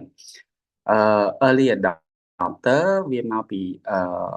target market ដែរអញ្ចឹងនៅក្នុងចំណោមអ្នកប្រើប្រាស់អតិថិជនគោលដៅយើងហ្នឹងវាមានមួយផ្នែកទូចដែលជា early adopter គឺជាអ្នកដែលនឹងប្រើផលិតផលយើងដំបូងគេបង្អស់បាទអញ្ចឹងឧទាហរណ៍បើសិនជាខ្ញុំលើកឧទាហរណ៍មិញដែរឧទាហរណ៍បើសិនជាគោលដៅអតិថិជនរបស់ខ្ញុំជាយុវជនរស់នៅទីក្រុងភ្នំពេញមានទូរស័ព្ទដៃប្រើប៉ុន្តែ early adopter គឺជាយុវជនដែលមានលក្ខណៈសម្បត្តិទាំងអស់ហ្នឹងហើយពួកគាត់ឧទាហរណ៍គាត់ជួបបញ្ហាហ្នឹងវាមុនគេគាត់ជួបប្រទះនឹងបញ្ហាហ្នឹងប៉ះពាល់មានន័យថាទទួលផលជះពីឥទ្ធិពលហ្នឹងមុនគេឬមួយក៏គាត់ជួបបញ្ហាហ្នឹងច្រើនជាងគេគឺជា early adopter អញ្ចឹងអាហ្នឹងអ្នកគ្រូតម្រូវឲ្យកូនសិស្សគាត់រៀនសង្កេតមើលបន្តិចទៅថាក្នុងចំណោម target market យើងហ្នឹងណាគេជា early adopter របស់យើងហើយចុងក្រោយគឺបាទទីបន្តមកទៀតគឺ cost structure គឺអ្នកគ្រូលោកគ្រូអាចឲ្យកូនសិស្សគាត់ទៅសេថាតើអីគេខ្លះជាចំណាយរបស់ពួកគាត់បាទនៅក្នុងការបង្កើតអាជីវកម្មឬកម្មវិធីទូរស័ព្ទដៃមួយហ្នឹងមានន័យខ្លះមានឧទាហរណ៍ហើយលុយទាំងអស់ហ្នឹងគឺអាចជាការ estimate ការប្រមាណបាទអត់ចាំបាច់ត្រូវជាក់ស្ដែងទេអញ្ចឹងឲ្យគាត់សម័យមើលបើសិនជាគាត់ធ្វើវាទៅជាអាជីវកម្មមួយពេញលេញថាតើគាត់នឹងចំណាយអីខ្លះចុងក្រោយគឺ revenue stream គឺជាចំណូលដែលគាត់មានន័យថាបាទសាច់ប្រាក់លំហូរចូលដែលគាត់ទទួលបានហ្នឹងតើគាត់ទទួលបានចំណូលពីអីខ្លះអញ្ចឹង app ហ្នឹងវាអាចបានពីការដូចអ្នកគ្រូប្រើតាំងកាបូលប្រើអីចឹងនៅពេលដែលប្រើដល់កម្រិតណាមួយត្រូវបង់លុយអញ្ចឹងអាហ្នឹងឯងគឺជា revenue stream ឬវិធីផ្សេងទៀតអាចជា ad ជាការផ្សាយពាណិជ្ជកម្មលើទូរស័ព្ទហ្នឹងក៏ជាវិធីនៅក្នុងការបានចំណូលផងដែរបាទអញ្ចឹងសម្រាប់business lead canvas មានប្រព័ន្ធនេះហើយ junior គឺ user adoption plan សម្រាប់ beginner អត់មានទេបាទហ្នឹងហើយអញ្ចឹងពីខ្ញុំទៅមានប្រព័ន្ធហ្នឹងលោកគ្រូអ្នកគ្រូបើសិនជាមានចម្ងល់ឬមួយអត់ច្បាស់កន្លែងណាអាចឲ្យខ្ញុំបាននិយាយឡើងវិញបានចាអញ្ចឹងសូមសួរតកតនឹងបច្ចេកទេសទៀតណាបាទដោយសារស្ដាប់លើ target មិញតកតងជាមួយទៅនឹងយុវជននៅក្នុងទីក្រុងអីចឹងណា បាទខ្ញុំបាទទេយើងស្រាវជ្រាវទៅឃើញថាយើងសួរ ChatGPT ចាស់ថាapp មួយចំនួនគឺគេធ្វើ app offline អញ្ចឹងណាចឹងប្រហែលជាត្រូវសួរបងវឌ្ឍនាថាតើកន្លងមកសិស្សយើងមានដែរសិស្សណាគាត់ធ្វើ app offline ដើម្បីជួយសម្រួលដល់យុវជនដែលគាត់ប្រើប្រាស់ទូរស័ព្ទប៉ុន្តែមិនសូវមានលទ្ធភាពក្នុងការប្រើប្រាស់អ៊ីនធឺណិតណាហើយយើងក៏មិនទាន់រកឃើញបច្ចេកទេសថាំងអត់ដឹងថាបង្កើត app offline ហ្នឹងតាមណាដែរហើយជាសូមឲ្យបងវឌ្ឍនាហ្នឹងបើសិនជាធ្លាប់មានឬក៏មានជំនាញតើនៅមេរៀនណាដើម្បីឲ្យយើងអាចបង្កើត app online ចាអ្នកគ្រូapp offline ហ្នឹងអ្នកគ្រូធ្វើទៅលើអីគេដែរអ្នកគ្រូដោយសារតែវាមានអឺច្រើនបើសិនជាអ្នកគ្រូធ្វើទៅលើឧទាហរណ៍ធ្វើទៅលើតកតងទៅនឹងបណ្ណាល័យ for example អញ្ចឹងបណ្ណាល័យបើសិនជាយើងមានថាយើងជាទូទៅបើសិនជាយើងគិតថាកូនសិស្សគាត់អត់មានអ៊ីនធឺណិតឬក៏អត់មាន Wi-Fi អីទេអាហ្នឹងគឺគាត់អាចមានថាដាក់លោតជា download សភៅ download ឯកសារទាំងអស់ហ្នឹងដាក់នៅ local ជា local server ណាអាហ្នឹងបើតាមខ្ញុំធ្លាប់ដឹងហើយអញ្ចឹងយើង download វាមកដាក់ក្នុង local server មួយណាមួយអញ្ចឹងទៅគឺកូនសិស្សគឺគាត់អាច offline បានហើយអញ្ចឹងអានឹងជាឧទាហរណ៍ទីមួយហើយអញ្ចឹងបើសិនជាអឺសួរត្រឡប់ទៅអ្នកគ្រូវិញថាតើ app ផនកូនសិស្សហ្នឹងគឺគាត់ធ្វើទៅលើអីគេហើយថាតើអឺហេតុអីបានចែកហាតើមូលហេតុអីគេដែលឲ្យគាត់គិតថាធ្វើអានឹងជា offline អញ្ចឹងណាអ្នកគ្រូចាយើងកម្រងថាយើងចង់ប្រើ AI tutorial មានន័យថាចង់ឲ្យសិស្សហ្នឹងគាត់បង្កើត app មួយដើម្បីបរៀនការប្រើប្រាស់ AI ដូចជា ChatGPT ដើម្បីឲ្យដោះស្រាយលំហាត់គណិតវិទ្យារូបគីមីអញ្ចឹងណាហើយដូចជាអឺ Google App Script ដែលបំលែង Google ទៅជា Google Form ប្រើ ChatGPT ជាមួយនឹង Google App Script ហ្នឹងដើម្បីទៅជា Google Form វាលឿនជួយដល់លោកគ្រូអ្នកគ្រូក្នុងការបង្រៀននិងសិស្សានុសិស្សក្នុងការរៀនហើយអឺដោយឡែកយើងឃើញយើងវាយសួរនៅក្នុង ChatGPT ថាការបង្កើត app ហ្នឹងធ្វើយ៉ាងណាដើម្បីឲ្យវាផ្ដល់អត្ថប្រយោជន៍មានន័យថាធ្វើឲ្យ user គាត់មានលទ្ធភាពប្រើច្រើនជាងគេអញ្ចឹងណាអញ្ចឹងនៅក្នុង ChatGPT ហ្នឹងក៏ suggest ថាហ្នឹងហើយបើសិនបើនេះហ្នឹងគឺជាទូទៅ app របស់យើងគឺប្រើជាមួយទៅនឹង online អញ្ចឹងចង់ឲ្យជួយដល់ក្មេងនៅតាមតំបន់ឆ្ងាយមួយចំនួនដែលពួកគាត់អត់មានលទ្ធភាពក្នុងការប្រើអ៊ីនធឺណិតគឺយើងប្រើប្រាស់ offline អីចឹងទៅចាអ្នកគ្រូហ្នឹងហើយអអរគុណច្រើនអញ្ចឹងបើក៏ពិតទៅខ្ញុំមិនមែនជាអ្នកជំនាញអីទេគ្រាន់តែថាជាបទពិសោធន៍ដែលធ្លាប់ដឹងមកគឺអឺ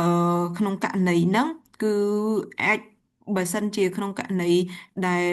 បងឬក៏ application ហ្នឹងយើងមានជា local content ឬក៏ជា local server ណាមួយអញ្ចឹងណាអ្នកគ្រូដើម្បីយើង store ទុកdata ទាំងអស់ហ្នឹងដាក់នៅក្នុងlocal server ហ្នឹងបើសិនជាយើងដាក់វានៅលើ cloud ដាក់វានៅលើdatabase ផនអឺ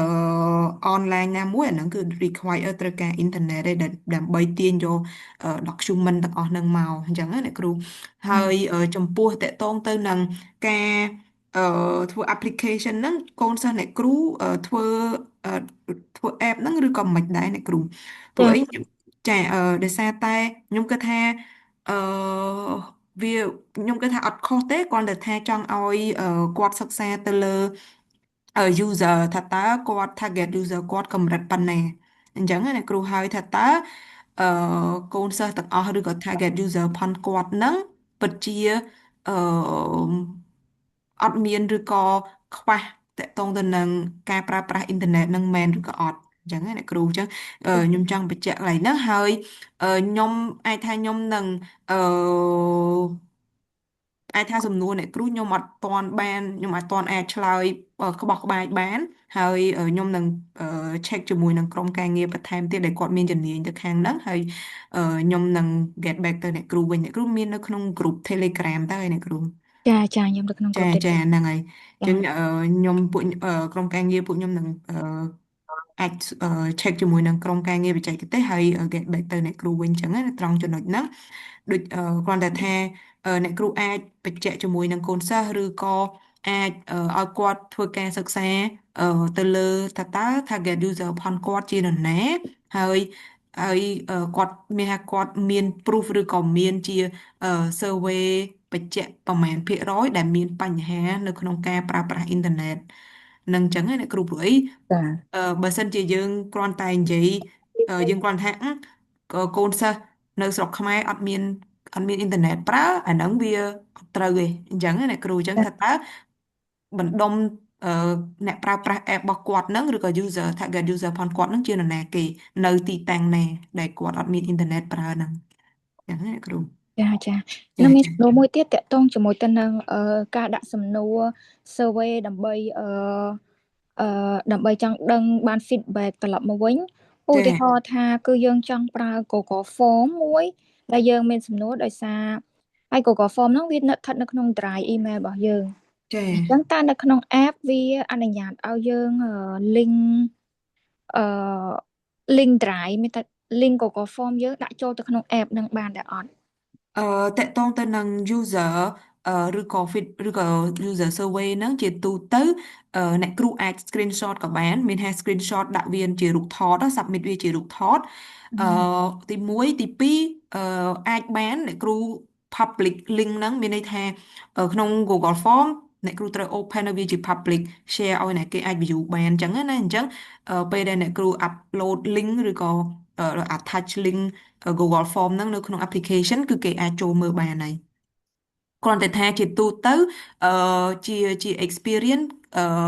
កូនសិស្សគឺគាត់អត់សូវ submit ទាំង form អញ្ចឹងទេគាត់ត្រូវតែយកមានថាយើងធម្មតាយើងធ្វើ online survey ជា Google Form មកទាំងអស់ហើយអញ្ចឹងយើងត្រូវការ extract data មានន័យថាយើងធ្វើជា report មួយណាជា data មួយជារបាយការណ៍មួយថាឥឡូវហ្នឹងយើង survey online ហ្នឹងមានប្រមាណអ្នកដែលបានធ្វើ survey ហ្នឹងឧទាហរណ៍ថាយើងដាក់ online ទៅមានកូនសិស្សឬក៏មានអឺអ្នកដែលធ្វើ survey ហ្នឹង40អ្នកឬក៏20អ្នកដែលជាប្រភេទក្រុមអាយុដែលជា target user របស់យើងហើយក្នុង20អ្នកហ្នឹងមានប្រមាណអ្នកដែលចូលចិត្តឬក៏អឺចង់បានឬក៏ចង់ប្រើប្រាស់ application របស់យើងអញ្ចឹងយើងគ្រាន់តែធ្វើអា data ឬក៏ធ្វើជារបាយការណ៍ report ហ្នឹងទៅបានហើយអត់ចាំបាច់ submit form ទាំងមូលទៅទេចាហើយល់យចាគុណចាហើយសម្រាប់ survey យើងអាចមានពីរយើងអាចធ្វើ online ឬក៏ physical អញ្ចឹងបើសិនជាលោកគ្រូអ្នកគ្រូអមានកូនសិស្សដែលគាត់ចង់ធ្វើ physical គឺគាត់អាចទៅចុះសួរផ្ទាល់ជាមួយនឹងtarget user ឬក៏អ្នកដែលរងឬក៏ប៉ះពាល់ទៅលើជួបបញ្ហានឹងផ្ទាល់អញ្ចឹងណាលោកគ្រូអ្នកគ្រូអញ្ចឹងគឺគាត់សិស្សគាត់ចុះទៅគាត់អាចថតរូបទៅហើយ upload រូបថតហ្នឹងនៅក្នុងapplication form នៅកន្លែង section ដែលខាង Technovation ឬក៏ FDT តម្រូវឲ្យអឺបំពេញហ្នឹងទៅគឺគាត់អាចធ្វើអញ្ចឹងបានហ្នឹងហើយចាអរគុណអ្នកគ្រូជួយចាអរគុណច្រើនបងលីដែកលើកដៃមែនបងអឺបាទអញ្ចឹងអរគុណអ្នកគ្រូបានសួរហើយខ្ញុំបន្ថែមពីអ្វីដែលវឌ្ឍនា Steven ក៏បានលើកឡើងហ្នឹងណាចំណុចនេះគឺមិនសម្រាប់អ្នកគ្រូទេសម្រាប់លោកគ្រូទាំងអស់គ្នាអ្នកដែលគាត់ជាអ្នកប្រកបក្នុងកម្មវិធីទាំងអស់គ្នាចំណុចហ្នឹងគឺជាចំណុចដែលទាំងសិស្សទាំងលោកគ្រូអ្នកគ្រូអាចរៀនបាន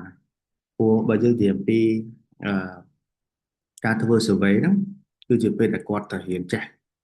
យកតនន័យយកមកវិភាគហើយការវិភាគហ្នឹងគឺការត្រូវពិចារណាអញ្ចឹងការវិភាគហ្នឹងដូចគ្នាមានថាលទ្ធផលនៃការវិភាគគឺជាកញ្ចក់ឆ្លុះបញ្ចាំងនៃអ្វីដែលគាត់ធ្លាប់គិតថាគាត់គិតថាហ្នឹងវាជាបញ្ហាតែដល់ពេលលទ្ធផល survey មកបើថាហ្នឹងវាមិនមែនជាបញ្ហាទេអញ្ចឹងគាត់ត្រូវគិតថាតើគាត់ត្រូវបត់បែនដំណោះស្រាយដែលគាត់ solution បាទ mobile app ឬក៏កម្មវិធីទូរស័ព្ទដែលគាត់ចង់ធ្វើហ្នឹងគួរតែបែរទៅទិសខាងណាវិញដើម្បីឲ្យវាឆ្លើយតបទៅនឹងលទ្ធផលនៃការធ្វើ survey អញ្ចឹងធ្វើ survey ហ្នឹងណាស្លាប់ព្រោះគឺលើការ design survey ហ្នឹងហើយ design សំណួរបាទការកើតនៅសំណួរនៃការសួរសំណួរនៃការសួរមានប្រភេទការដំណើរការរកព័ត៌មានមានពីរប្រភេទតែមើលតនន័យទីមួយតនន័យបឋមតនន័យ primary data តើយើងទៅធ្វើ survey ផ្ទាល់យើងទៅប្រមូលតនន័យផ្ទាល់ហ្នឹងហើយតនន័យបឋម ទិន្នន័យបន្ទាប់បន្សំហៅថា secondary data ហ្នឹងគឺនៅពេលដែលយើងរកព័ត៌មានឬក៏ទិន្នន័យឃើញទៅតាមអ៊ីនធឺណិតនិយាយថាជាទិន្នន័យដែលគេបានស្រាវជ្រាវហើយបាទអញ្ចឹងជំរឿននៃការគិតវិភាគដែលល្អគឺប្រមូលទាំងពីរទាំងឲ្យគាត់ស្រាវជ្រាវហ៊ានស្រាវជ្រាវតាមអ៊ីនធឺណិតផងហើយទៅធ្វើ survey ផ្ទាល់ផងហើយការដែលបង្កើតនៅកម្រងសំណួរកុំឲ្យច្រើនពេកហើយក៏កុំឲ្យតិចពេកដែរហើយការបង្កើតនៅសំណួរគឺជាគួរតែជាសំណួរដែលស្វែងយល់ពីបញ្ហារបស់អ្នកប្រើប្រាស់ដែលគាត់ផ្ដោតទៅលើហ្នឹងបូកជាមួយនឹងទំនោរនៃការគិតថានឹងប្រើរបស់អ្នកដែលយើងសួរហ្នឹងមានថាយើងសួរថាអូបងមានបញ្ហាឧទាហរណ៍ថាពិបាករកន្លែងទិញជីក៏គាត់ឡើងទៅផ្សារធំមួយហ្នឹងទៅមិនរកឃើញអញ្ចឹងណាបាទអញ្ចឹងកន្លងមកគាត់រកតាមណាហើយបើសិនណាជាមានកម្មវិធីទូរស័ព្ទមួយដែលអាចអនុញ្ញាតឲ្យគាត់រកបានងាយស្រួលទូទាំងភូមិឃុំខេត្តគាត់ហើយតម្លៃតាមគាត់ចង់បានអីចឹងតើគាត់គិតថានឹងប្រើដែរអត់បើគាត់ប្រើគាត់ហ៊ាននឹងចំណាយលុយទិញសេវាអីផ្សេងៗនៅក្នុងទូរស័ព្ទនឹងអត់ឧទាហរណ៍ណាអញ្ចឹងសំណួរគឺឆ្លោះបញ្ចាំងពីហ្នឹងបាទមិនមែនយើង design សំណួរទៅដើម្បីឲ្យថាឲ្យត្រូវចិត្តយើងបាទព្រោះសំណួរការដែលកំណត់នៅសំណួរវាចង់វាដូចជាការកំណត់នៃចម្លើយបាត់ហើយតែយើងសួរមិនតំណចម្លើយចេញមកគឺដូចវាចេញមកយកជាការបានហ្នឹងហើយអញ្ចឹងបើយើងគិតថាធ្វើឲ្យទៅបានវាបានអញ្ចឹង survey ហ្នឹងប៉ុន្តែទាំងសិស្សទាំងយើងអត់បានរៀនអីពីទីផ្សារហ្នឹងទេអត់បានរៀនអីពីបញ្ហាហ្នឹងទេអញ្ចឹងបើយើងចង់រៀនកន្លែងហ្នឹងគឺកន្លែង critical thinking បាទគេហៅថាមានពីរមួយ critical thinking មួយទៀត challenge the assumption បាទ challenge the assumption វាថាមើលឲ្យយើងគិតថាអញ្ចឹងជាបញ្ហាតែដល់ពេលចាក់ស្ដែងជាបញ្ហាមែនអត់អញ្ចឹងហ្នឹងហើយអញ្ចឹងដូចយើងបានលើកឡើងអញ្ចឹងថារឿងនោះអញ្ចឹងជារួមមកវិញកន្លែងហ្នឹងគឺជាការស្រាវជ្រាវទីផ្សារបានលទ្ធផលហើយការសម្រួលនៅផលិតផលនៅ solution នៅដំណោះស្រាយដែលយើងនឹងត្រូវធ្វើបន្តទៀតអញ្ចឹងណាបាទហើយចំណុចផ្សេងៗដែល Steven គាត់លើកឡើងហ្នឹងដូចគ្នាអញ្ចឹងខ្ញុំយល់ថាអ្នកគ្រូអាចមានការឆ្លៀសវៃក្នុងការប្រើប្រាស់ AI generative AI ដើម្បីជួយសម្រួលដល់សិស្សប៉ុន្តែខ្ញុំលើកទឹកចិត្តថាយើងអាចមើលក្នុងន័យថាchallenge មួយការគិតរបស់សិស្សវិញអញ្ចឹងឲ្យសិស្សគាត់រៀនចេះត្រាស់រិះកុំឲ្យចម្លើយ AI ឆ្លើយថាត្រូវធ្វើនេះធ្វើតាម AI អញ្ចឹងអត់បានគិតទៅសួរថាបើ AI ថាធ្វើអញ្ចឹងមិនបានត្រូវធ្វើអញ្ចឹងណាបាទអញ្ចឹងបើអត់អាចបញ្យល់ហេតុផលអញ្ចឹងបានទេបើថាអត់ចេះអត់យល់ទេបាទអញ្ចឹងយើងយល់យកចេះជាជាងតែយកឲ្យតែមានលទ្ធផលមកដល់ពេលសួរអត់ដឹងអីគឺអត់បានអីទេអញ្ចឹងណាព្រោះដូចខ្ញុំលើកឡើងពីដើមកម្មវិធីហ្នឹងថាកម្មវិធីនេះមែនតើទៅគឺជាការbuild បាទជាការកសាងសមត្ថភាពរបស់គាត់បាទតាំងពីការស្រាវជ្រាវស្រាវជ្រាវស្វែងរកគំនិតបង្កើតគំនិតរហូតដល់ការបង្កើតជាដំណោះស្រាយអញ្ចឹងបើជំហាននីមួយគាត់ធ្វើឲ្យតែម្លងឲ្យតែមានអត់ចេះអីទេអញ្ចឹងវាខុសពីយើងរៀននៅថ្នាក់មុខវិជ្ជាប្រឡងបាទប្រឡងសិស្សអាចចេះឬក៏អាចអត់ចេះតែចាំអញ្ចឹងណាបាទអ្នកខ្លះអត់ចេះហើយដែរគាត់ប្រែទិញអញ្ចឹងចាំបាទចឹងចម្លើយមកគឺសេប៉ចតែដល់ពេលអ្វីដែលក្មេងគាត់ធ្វើនៅក្នុងកម្មវិធីនេះគឺគាត់រៀនថាប្រឡូកនៅក្នុងស្ថានភាពពិភពលោកពិតដោយបង្កើតដំណោះស្រាយហើយនឹងការស្វែងយល់ពីបញ្ហាដោយប្រើបច្ចេកវិទ្យាអញ្ចឹងហើយអញ្ចឹងការដែលចេះហើយការដែលបង្កើតហ្នឹងអាហ្នឹងគឺជាហៅថាចំណេះជំនាញមួយដែលគាត់អាចយកទៅប្រើសម្រាប់ខ្លួនគាត់បានតែម្ដងអញ្ចឹងណាអញ្ចឹងពីមួយជំហានទៅមួយជំហានពីមួយមេរៀនទៅមួយមេរៀនពីការងារមួយទៅការងារមួយគឺសិតតែជាបើយើងនិយាយទៅដូចជាការបង្កើនទឹកដុំរបស់គាត់តាំងពីជើងរហូតដល់ក្បាលហ្នឹងទៅណាហ្នឹងហើយអញ្ចឹងបើសិនណាមកឡងកន្លែងណាមួយគឺគាត់អត់ចេះខ្លួនឯងទេអញ្ចឹងអត់មានបានអីទេហ្នឹងហើយបាទហើយខ្ញុំក៏រៀនច្រើនពីថា resource នៅកម្មវិធីទាំងអស់ហ្នឹងណាអញ្ចឹងខ្ញុំអាចសូមសួរលោកគ្រូរំខានសួរលោកគ្រូបន្តិចទេតាក់ទងជាមួយទៅនឹង step នៃ identify problem ហ្នឹងឧទាហរណ៍ថាកូនសិស្សមួយក្រុមគាត់បានរកឃើញថានៅក្នុងសហគមន៍មួយឬក៏នៅក្នុងតំបន់មួយឬក៏ក្នុងសាលារបស់គាត់មួយហ្នឹងឃើញថាវាជាបញ្ហាប៉ុន្តែឧទាហរណ៍នៅក្នុងប្រទេសមានថាកម្មវិធីហ្នឹងវាមាន scope តែមួយដុំនៃសាលារបស់គាត់ដល់ពេលសាលាដទៃទៀតមិនទាន់មាន scope ហ្នឹង implement ទេអញ្ចឹងនៅពេលដែលគាត់ identify problem គឺគាត់រកឃើញថានៅក្នុង scope នៃសហគមន៍ក្នុងសាលារបស់គាត់តែនៅក្នុងសាលាដតីវាអត់ទាន់ implement នៅក្នុងប្រទេសអញ្ចឹងណាហើយឧទាហរណ៍មួយទៀតថានៅក្នុង global ចឹងនៅក្នុង global វាក៏អត់ទាន់មានអ្នកណាគេ identify problem នឹងដែរអញ្ចឹងសួរថាអញ្ចឹង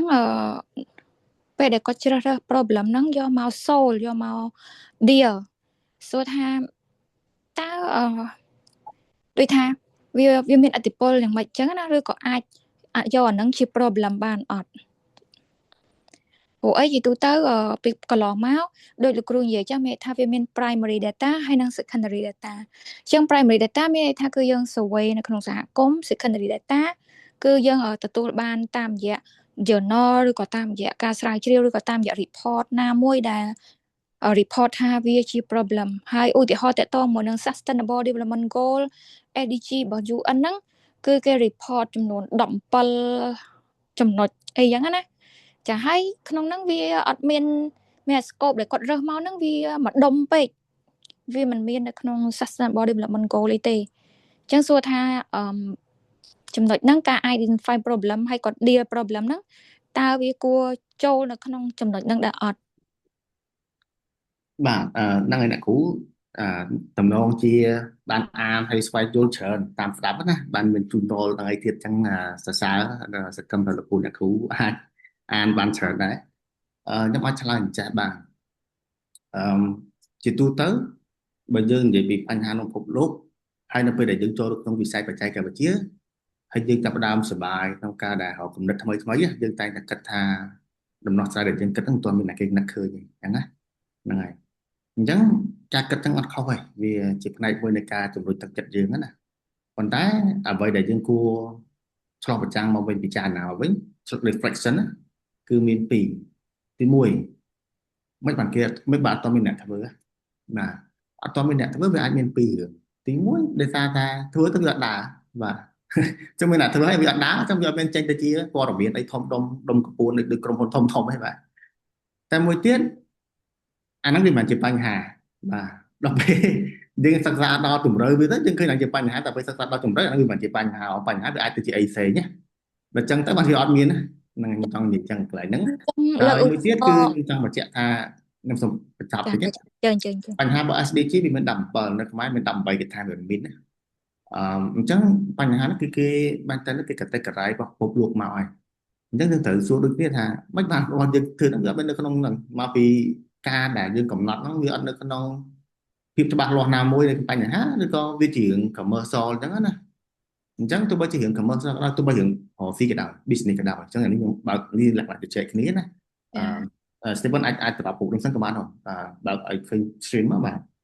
បើលោកគ្រូអ្នកគ្រូបើកវីដេអូបានបើកនេះថ្ងៃនេះខ្ញុំទៅនេះខ្ញុំជិតចូល complete ស្ដាប់លេងហើយអត់ឆ្លើយអញ្ចឹង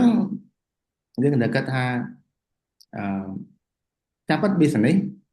យើងអត់និយាយ business ដាក់ចំនួនជំនាន់មុនទេយើងនិយាយ business ជាសកល business កើតឡើងគឺដោយសារដោះស្រាយបញ្ហារបស់មនុស្សដូចគ្នាបាទអញ្ចឹងឧទាហរណ៍ថា10%បាទទាំង10%ពីចៅដាមកពីមុនវាមនុស្សគេប្រើផ្តិលមុនប្រើផ្តិលវាអត់មានអីហ្នឹងប្រើចានផឹកទឹកហ្នឹងអញ្ចឹងណាកាលមុនមានចានទេប្រើដៃហ្នឹងបាទអញ្ចឹងបានមនុស្សរកវិធីក្នុងការបង្កើតឧបករណ៍ដើម្បីអាចតម្រង់ទឹកផ្ទុកទឹកបានយូររហូតដល់ផ្ទុកទឹកកកបានផ្ទុកទឹកត្រជាក់ផ្ទុកក្តៅបានអញ្ចឹងណាអញ្ចឹងវាដោះស្រាយបញ្ហារបស់មនុស្សហើយបាទតែដល់ពេលដំណោះស្រាយមួយវាតែងតែមានធម្មតាដំណោះស្រាយក៏ដោយវាតែងតែមាន pro and con អញ្ចឹងដំណោះស្រាយនៃដបទឹកបើសិនដបទឹកជ័របង្កើតកាន់តែច្រើនគឺវាប៉ះពាល់បរិស្ថានតែត្រូវគិតថាត្រូវច្នៃអាដបទឹកហ្នឹងទៅជា recycle របៀបម៉េចអញ្ចឹងណាថ្នាំដូចគ្នាថ្នាំពីមុនមកមនុស្សមិនដែលមានថ្នាំមកបណ្ដាបាទគាត់ថាស្លឹកឈើស្លឹកអីហ្នឹងបាទរហូតដល់តាមមុនមានអបិយជំនឿមានអីទៀតអញ្ចឹងណាតែពេលវិទ្យាសាស្ត្រជឿនលឿនទៅយើងទៅដើមមានថ្នាំដូចគ្នាដែរយើងប្រើច្រើនធ្លុះកាពះបាទថ្នាំខ្លះវាប៉ះពាល់ទៅដល់នោមអញ្ចឹងព្យាបាលមួយមុខតែប្រើច្រើនលើសលប់វាទៅបង្កើតនៅជំងឺមួយមុខទៀតអញ្ចឹងអ្វីដែលអ្នកទាំងអស់គ្នាលោកគ្រូអ្នកគ្រូនឹងបរិញ្ញាសិស្សនេះក៏ឲ្យគាត់យល់ដូចគ្នាថា innovation ហើយ technology ហ្នឹងវាល្អប៉ុន្តែវាតែងតែមាន consequence ដូចគ្នាដែរសូម្បីតែទូរស័ព្ទដៃដែលក្រុមហ៊ុន Apple smartphone គាត់ Apple គាត់ធ្វើមុនគេ iPhone touch screen ហ្នឹងមកគាត់ធ្វើមុនគេធ្វើមុនគាត់ដែរណាគាត់ច្នៃឲ្យវាល្អជាងគេណា ก็វាមានបញ្ហារបស់វាណាក្មេងប្រើច្រើនងប់ងល់រហូត social media ដូចគ្នា Facebook បាទប្រហែលថ្ងៃមុនគេទុំចាប់ទៅតុលាការឲ្យសួរនាំរឿងថាគាត់ design innovate ដើម្បីឲ្យមនុស្សញៀនប្រើបាទអញ្ចឹងគេចំណាយលុយរាប់រយពាន់លានដុល្លារដើម្បីឲ្យយើងប្រើរបស់គេជា business commercial ប៉ុន្តែ consequence អីគេ consequence គឺក្មេងកាត់ optimism បាទពេលវេលាឡើងធ្វើការឡើងធ្វើអីអស់ខ្ជិលទៅអង្គុយមើលតែ Facebook ហើយអា Facebook នោះមានអីឬក៏ social media និយាយជារួមណាវាគ្រប់គ្នាផលបានគ្រប់គ្នាហ្នឹងអញ្ចឹងវាដូចតែយើងគ្រប់ឈរនៅមាត់ផ្លូវហើយឈរមើលគេជិះឡានជិះម៉ូតូយើងធ្លាប់សម្បែកថាខ្លួនឯងទៅឈរនៅលើផ្លូវធំហើយមើលឡានម៉ូតូទៅមកបានអីអត់មានបានអីទេអញ្ចឹងវាអត់មានអីខុសគ្នាទេអញ្ចឹងកន្លែងនេះមានថាបញ្ហាគាត់ដំបូងឡើយគាត់បង្កើត Facebook ដោយសារគាត់ចង់ភ្ជាប់មនុស្សនឹងមនុស្សឲ្យងាយស្រួលក្នុងការបង្កើតមិត្តភាពហើយជួបគ្នាផ្ទាល់តែដល់ពេល business វិវត្តយូរទៅហើយមាន shareholder ច្រើនទៅវាត្រូវតែគិតថាធ្វើម៉េចឲ្យ business វាចំណូលច្រើនចំណេញច្រើនអញ្ចឹងដល់ពេលអញ្ចឹងទៅវាចាប់ដើមបាត់រឿង ethical មួយចំនួនហ្នឹងណាអញ្ចឹងមកមានប្រទេសដូចអឺរ៉ុបដូចអីគេចាប់ដើមពីនៃក្រុមហ៊ុនធំហ្នឹងរឿងថាcontent មួយចំនួនវាប៉ះពាល់ទៅដល់ក្មេងៗក្រោម10ឆ្នាំអីចឹងទៅអញ្ចឹង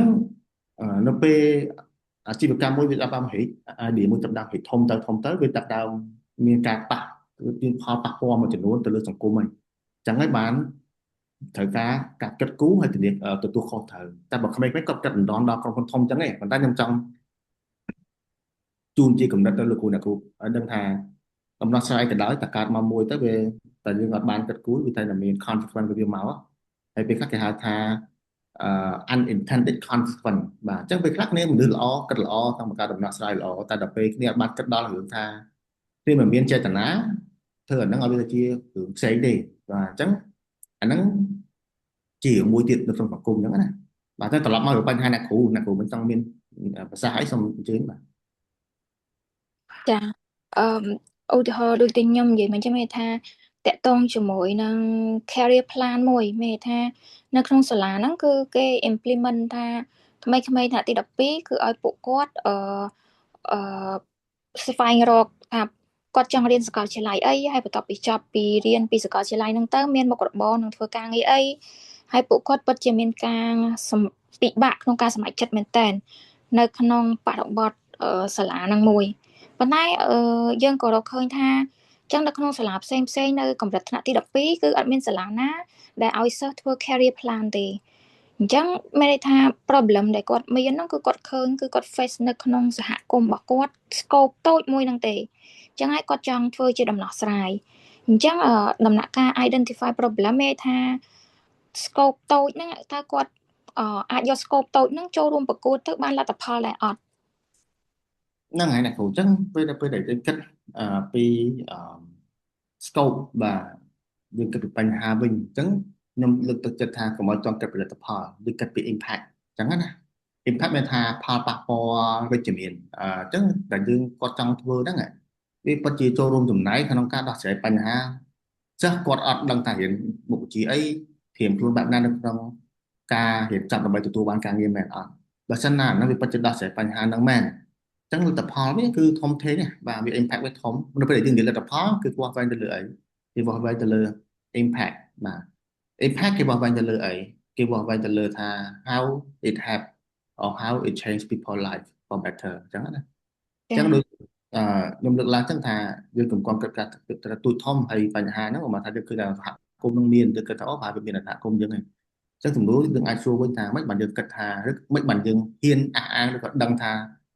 មកទូទាំងប្រទេសឬក៏ទូទាំងតំបន់អាស៊ីមានតែនៅក្នុងសាលាយើងមិនមានអីវាមកធានាឧទាហរណ៍លើអ៊ីនធឺណិតអត់ឃើញមិនមែនថាប្រទេសផ្សេងខេត្តផ្សេងអត់មានបញ្ហាហ្នឹងណាគាត់ថាបញ្ហាហ្នឹងមានតែវាអត់មានបណ្ដាគេសរសេរនៅក្នុង technology ឲ្យវាឃើញអញ្ចឹងព្រោះអ៊ីនធឺណិតស្រាវជ្រាវឃើញបានតែរបស់ហ្នឹងវាមាននៅលើ website មានទៅលើបណ្ដាញសង្គមដែលទិន្នន័យទាំងអស់ហ្នឹងគឺបើកចំហឲ្យហៅថា public data អញ្ចឹង public data គឺអ៊ីនធឺណិត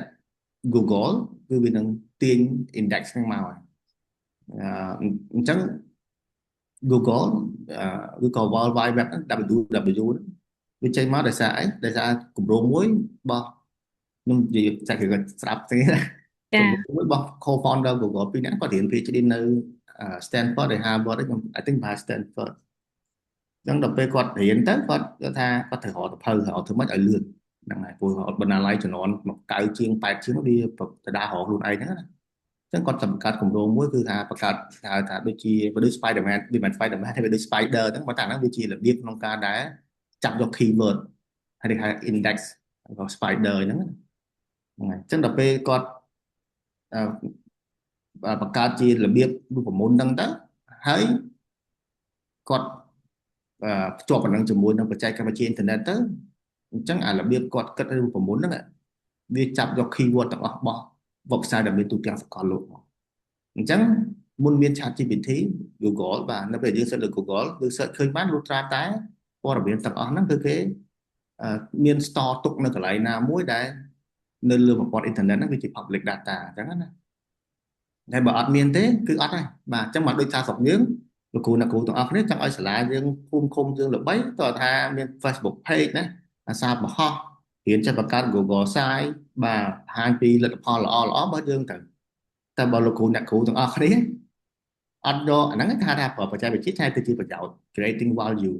ប៉ុន្តែបើយើងអត់ហោហើយយើងចេះថាស្រុកខ្មែរយើងអត់មានលើឃើញឬផែនទីពិភពលោកសោះចុះបើយើងអត់មានដាក់អីជា info ព័ត៌មានសាច់ការផងហ្នឹងយើងខលថា Facebook មានបានអី Facebook ហ្នឹងវាអត់មានអីទេវាគ្រាន់តែជា platform មួយបណ្ដាញសង្គមទេតែដល់ពេល index អីហ្នឹងវាមិនសូវចេញមកទេអញ្ចឹងណាអញ្ចឹងត្រឡប់មកវិញមានថាព័ត៌មានដែលយើងអត់រកអ៊ីនធឺណិតអត់ឃើញមិនមែនថាវាអត់មានទេវាមានប៉ុន្តែវាអាចនឹងអត់មាននៅលើប្រព័ន្ធបច្ចេកវិទ្យាដែលគេ public release វាទិន្នន័យអាចគ្រប់គ្នាអាច access បានអញ្ចឹងណាចាចឹងជាគំរូឧទាហរណ៍មួយទៀតខ្ញុំចង់ធ្វើទៅលើ survey ឧទាហរណ៍ថាសាលាមួយហ្នឹងតូចមួយហ្នឹង implement ប៉ុន្តែសាលាដទៃអត់ implement អញ្ចឹងនៅពេលដែលសិស្សគាត់ធ្វើ survey ជាឧទាហរណ៍ថា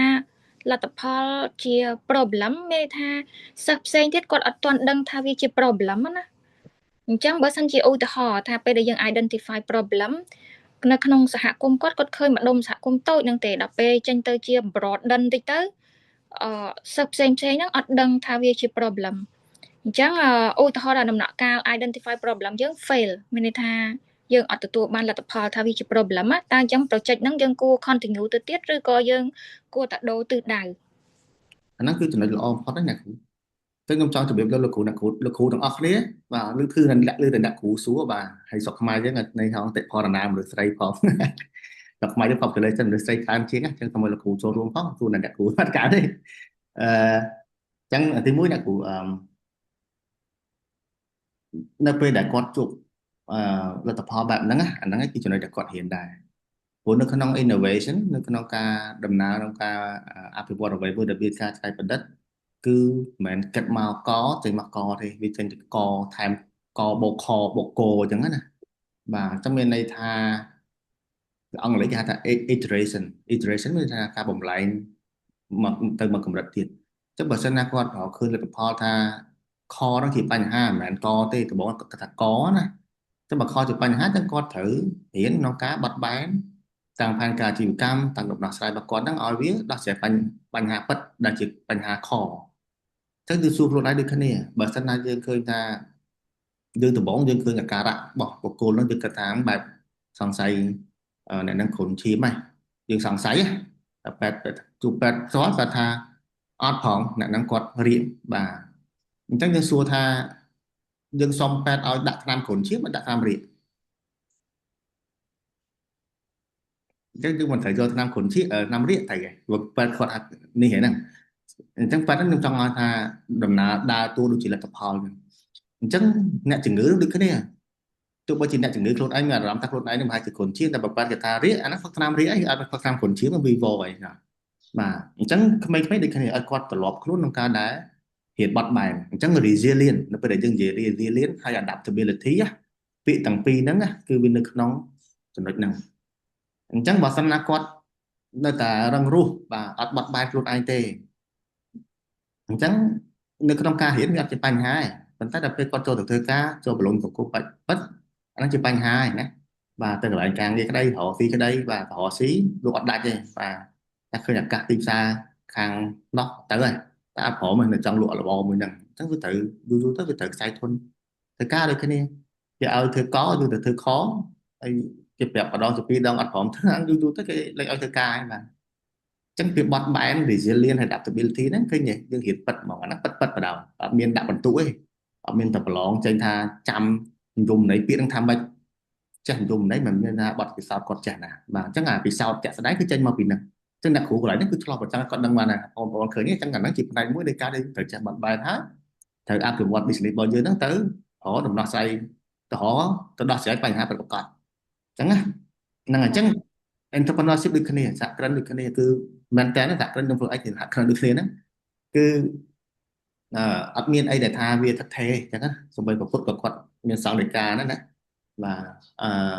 អ្វីដែលថិតថេរនេះមានការផ្លាស់ប្ដូរទេអញ្ចឹងណាអញ្ចឹងកន្លែងហ្នឹងយើងយកអាហ្នឹងជាការឆ្លុះបញ្ចាំងទៅដល់ក្មេងឲ្យគាត់ចេះគិតអញ្ចឹងតែបើអត់បានឆ្លុះបញ្ចាំងទេគាត់អត់នៅតែអត់យល់ថាម៉េចបានត្រូវដូរមិនបានអីអញ្ចឹងណាបាទចា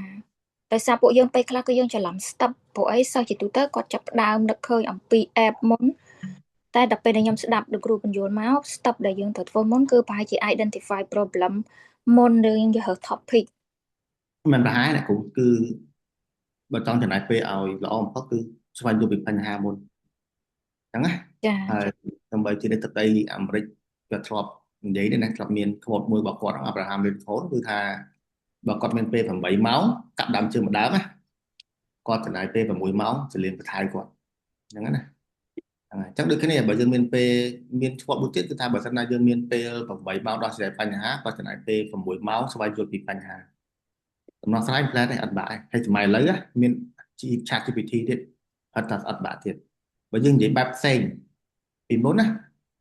សួរថាធ្វើម៉េចឲ្យបានសម្រេចកិច្ចការមួយបានគិតច្រើនណាបាទធ្វើម៉េចហ្នឹង how អង់គ្លេសហៅថា how ណាគ្រូចា how បាទតែឥឡូវ how ឡើងពិបាកណា how បាទព្រោះ generative AI ប្រាប់អស់ហើយ how ចង់ធ្វើម៉េចក៏បានចង់សួរអីក៏បានដែរណោះអញ្ចឹងអ្វីដែលត្រូវការចំណាយពេលច្រើនជាងមុនគឺ why and what បាទហេតុអីបានបញ្ហាហ្នឹងមានឡើងហេតុអីបានត្រូវធ្វើហ្នឹងហេតុអីបានត្រូវបង្កើតដំណោះស្រាយមួយហ្នឹងតែចំណាយពេលហ្នឹងឲ្យច្រើនព្រោះ how ដាក់តែ chat GPT មកត្រល់ចេញមកបាន1នាទីចេញមកបានហើយតែបើសិនណាយើងកំណត់អា why ហ្នឹងអត់ចំណាយពេលឲ្យកំណត់ឲ្យស្វែងយល់ពី why ហ្នឹងទេយើងចេះ how ហើយយើងប្រថាចុះមិនបានធ្វើទៅវាអត់ដើរមិនបានធ្វើទៅអត់មានអ្នកប្រើអាហ្នឹងឯងមកវិញយើងកំណត់បញ្ហាវាអត់ច្បាស់លាស់អញ្ចឹងណាអញ្ចឹងត្រឡប់មកវិញការដែលកំណត់បញ្ហាហ្នឹងគឺជាជំហាននៃការដែលថាបណ្ដោះមនុស្សពីរឲ្យទី1ចេះបង្កើតគំនិតទី2ចេះស្រាវជ្រាវទី3បាទចេះស្រាវជ្រាវហើយទី3គឺចេះសំលៀងគំនិតនឹងបន្ថែមទៀតសំលៀងនឹងថា sub refine បាទតែបើអត់ទៅម្លងអាហ្នឹងខ្ញុំចង់ផលិតរបស់នេះផលិតរបស់នោះយើងចង់ប៉ុន្តែសួរថាមានដែរសួរអ្នកប្រើថាអ្នកប្រើគេចង់ដូចយើងដែរអត់ត្រូវទេព្រោះយើងធ្វើដើម្បីឲ្យគេប្រើតែបើយើងធ្វើដើម្បីបំពេញចិត្តខ្លួនឯងហ្នឹងមានតែយើងអ្នកប្រើខ្លួនឯងតែអ្នក user ម្នាក់ខ្លួនឯងហ្នឹងឬក៏3 4នាក់គ្នាឯង3 4នាក់ក្នុងក្រុមណាចាអរគុណច្រើនអញ្ចឹងតោះឱកាសឲ្យលោកគ្រូបានសួរម្ដងណាខ្ញុំអរគុណអ្នកគ្រូសួរច្រើនក៏បានបើថាលោកគ្រូគាត់ហ៊ានសួរវាអ្នកគ្រូហ្នឹងទៅអ្នកគ្រូដឹកនាំក៏បានអញ្ចឹងខ្ញុំប្រហែលជាទៀតខ្ញុំចេញទៅវិញបើថាលោកគ្រូអ្នកគ្រូមានអីចង់សួរអាចសួរបានណាបាទជ្រាបចូលមែនតើការងារត្រូវធ្វើដែរ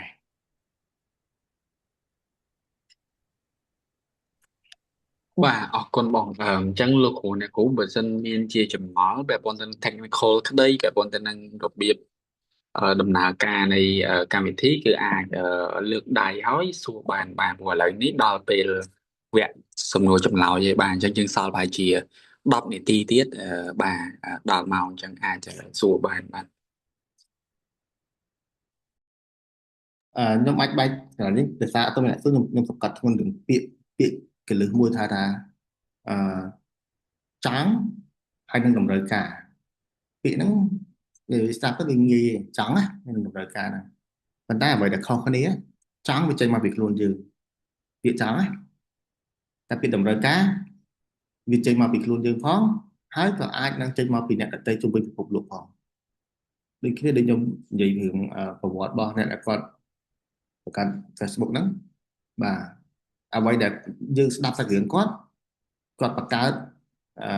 social network តំបន់ហ្នឹងគឺ social network ហ្នឹងណាបាទដើម្បីឲ្យមនុស្សទាំងអស់ភ្ជាប់គ្នាបានអញ្ចឹងបញ្ហារបស់គាត់ដំបូងមកគឺគាត់ពិបាកភ្ជាប់មនុស្សអញ្ចឹងមកគាត់បង្កើតអាហ្នឹងអញ្ចឹងបើយើងស្ដាប់មើលសាច់រឿងវាអត់មានពាក្យចង់ក្នុងហ្នឹងសោះវាអត់មានពាក្យថាគាត់ចង់ខ្ញុំចង់ភ្ជាប់មនុស្ស chắc là sao tranh môn cái cứ vìបញ្ហាchẳng hạnតែបើយើងនិយាយពាក្យចង់វាជាពាក្យwant បាទអញ្ចឹង want មនុស្សគឺមានខុសគ្នាទាំងអស់តែបើ need មនុស្សគឺមានស្តៀងគ្នាឥឡូវឧទាហរណ៍ទីជំរកណាគេត្រូវការផ្ទះទីជំរកបាទគាត់ផ្ទះវាមានផ្ទះធូរថ្លៃផ្ទះធូរថ្លៃនិងផ្ទះថ្លៃហូបចុកណាគេត្រូវការជីវិតលើចាំថ្ងៃបាទការសិក្សាអប់រំណាបាទស្លៀកពាក់ឃើញទេអាហ្នឹងគឺតែតម្រូវការបាទតែដល់ពេលមកដល់ចំណុចចង់អញ្ចឹងគាត់ចង់បានអាវទូលាយសេរីចំនួន90ទសវត្សរ៍60ឬក៏ឆ្នាំសម័យទំនើបអញ្ចឹងវាខុសគ្នាវាចេះរឿងផ្សេងអញ្ចឹងហើយបានថានៅពេលដែលយើងតាំងខ្លួនជាអ្នកដោះស្រាយបញ្ហា problem solver ឬក៏បង្កើនធនធានមនុស្សដែលជាអ្នកដោះស្រាយបញ្ហាគឺយើងផ្ដោតទៅលើបញ្ហាហើយបង្កើតដំណោះស្រាយជាជាងដែលយើងផ្ដោតយើងចង់បង្កើតអីហើយទៅឲ្យមនុស្សប្រើអញ្ចឹងណាព្រោះតាំងរបៀបគិតហើយនឹងតាំងរបៀបចំណាយធនធានទាំងលុយកាក់ទាំងពេលវេលាគឺខុសគ្នាបាទហើយចុងក្រោយទៅអ្នកដែលគាត់ពីចម្រើនហើយត្រូវបានគេទទួលស្គាល់ច្រើនគឺអ្នកដែលចូលរួមដោះស្រាយបញ្ហានឹងឯងមិនអ្នកចង់បង្កើតនេះបង្កើតនោះទេអញ្ចឹងណាបាទយើងឧទាហរណ៍ដូចអ្នកដែលដូចយើងនិយាយ Elon Musk ដែលកន្លងមកហ្នឹងយើងនិយាយពីបច្ចេកវិទ្យាដែលគាត់ធ្វើគាត់និយាយមកហើយគាត់មានទស្សនវិស័យ1 2 3 4នេះគាត់ចង់ទៅនេះចង់ទៅនោះប៉ុន្តែបើយើងមើលវិញណាគាត់របៀបគាត់ធ្វើទៅវាទៅ another level of business another level of entrepreneurship ព្រោះហេតុអីគាត់គិតប្លង់ថាអូខេបញ្ហាអីគាត់ត្រូវដោះស្រាយហើយគាត់ធ្វើទៅនឹងទៅជា vision របស់គាត់ចឹងទៅពេលគាត់និយាយទៅ vision របស់គាត់ទេគឺគាត់ចង់ធ្វើអីតែអ្វីប្រកបក្នុងហ្នឹងគឺគាត់ដោះស្រាយបញ្ហាបាត់ហើយឧទាហរណ៍ថាដូចរៀងហោះរ៉ុកែតហោះឡើងទៅលើហើយចុះមកវិញហ្នឹងគឺថាអត់ប្រយោជន៍តែឥឡូវមានអីអ្វីដែលគាត់ធ្វើហ្នឹងគឺគាត់យកទៅបោះរឿង satellite មិនគេបាទរឿង sky down ហើយរហូតគាត់យកបច្ចេកវិទ្យាទៅដោះស្រាយបញ្ហា logistics ទៀតបាទបញ្ហាដឹកជញ្ជូនឡានកុងតឺន័រដល់ពីមនុស្សបាបអីផ្សេងទៀតឃើញទេអញ្ចឹងគេបើយើងមើលមកផ្នែកហើយយើងទៅគិតថាត្រូវចង់ធ្វើរបៀបគេអញ្ចឹងអត់កើតទេណាព្រោះអីតើវាមានបង្គំនៅខាងក្រោយដែរខាងក្នុងហ្នឹងវាមានអត្ថន័យកប់ក្នុងហ្នឹងហើយអញ្ចឹងកម្រិតរបស់យើងនេះដំបូងមិនបាច់ទៅដល់ហ្នឹងទេទៅពេកហ្នឹងគឺគិតតែរឿងថាទៅម៉េចដោះស្រាយបញ្ហាហ្នឹងសិនដល់ពេលទៅមុខទៀតគាត់ចេះគិតចេះអីទៀតទៅចាំគាត់បង្កើតទៅជាទស្សនវិស័យអីទៀតទៅអញ្ចឹងណាតែបើចេញមកចង់ហើយខ្ញុំគិតថាអត្រានៃការ fail ហ្នឹងវាខ្ពស់ហើយអញ្ចឹងអាចទៅ80ទៅ90%អញ្ចឹងណាហ្នឹង fail មានថាពាក្យថា fail មានថារបស់ហ្នឹងមិនរបស់ដើរមិនតែវាអត់អ្នកប្រើវាមានអ្នកប្រើណាដូចយើងប្រើអាជីវកម្មហ្នឹងយើងបង្កើតថាអត់អ្នកទិញហ្នឹងអញ្ចឹងយើងឈរជើងបានយូរប៉ុណ្ណាអាស្រ័យទៅលើលុយយើងមានលុយសម្រាប់ខាតប៉ុណ្ណាអញ្ចឹងណា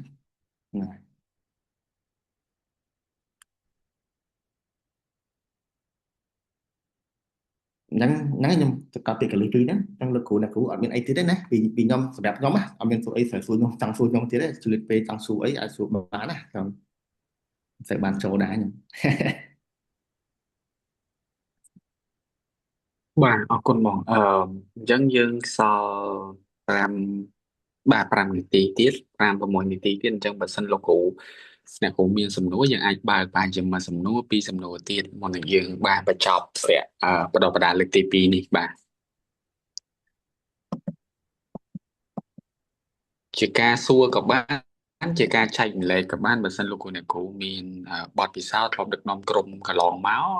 អាចចែកម្លែកបានពាក់ព័ន្ធទៅនឹងហ្នឹងអីដែលលោកអ្នកគ្រូបានរៀនក្នុងការដឹកនាំក្រុមហ្នឹងហើយជាបញ្ហាដែលលោកអ្នកគ្រូធ្លាប់ជួបក៏អាចចែកម្លែកបានដែរបាទលោកគ្រូខ្ញុំសុំជាសំណូមពរឃើញslide លោកគ្រូមិញហ្នឹងមានអត្ថន័យល្អពេលដែលនេះឲ្យលោកគ្រូជួយដាក់តម្លាក់ share នៅក្នុងក្រុមដែរអត់លោកគ្រូបាទអ្នកគ្រូក្រុមការងារពួកខ្ញុំនឹងតម្លាក់ហើយពាក់ព័ន្ធទៅនឹង video recording ជារៀងរាល់សប្តាហ៍យើងផុសនៅក្នុង YouTube ដែរលោកអ្នកគ្រូបាទចាអញ្ចឹងសូម slide PowerPoint មិញសូមតម្លាក់ចូលក្នុងក្រុមមួយផងបាទអ្នកគ្រូបាទលោកគ្រូបាទឃើញលោកគ្រូសុកគាលោកគ្រូលើកដៃលោកគ្រូអាចបានជំរាបសួរលោកគ្រូខ្ញុំមកពីអនុវិទ្យាល័យផ្នែកមេលោកគ្រូខ្ញុំដល់ចំណុចទៅសេ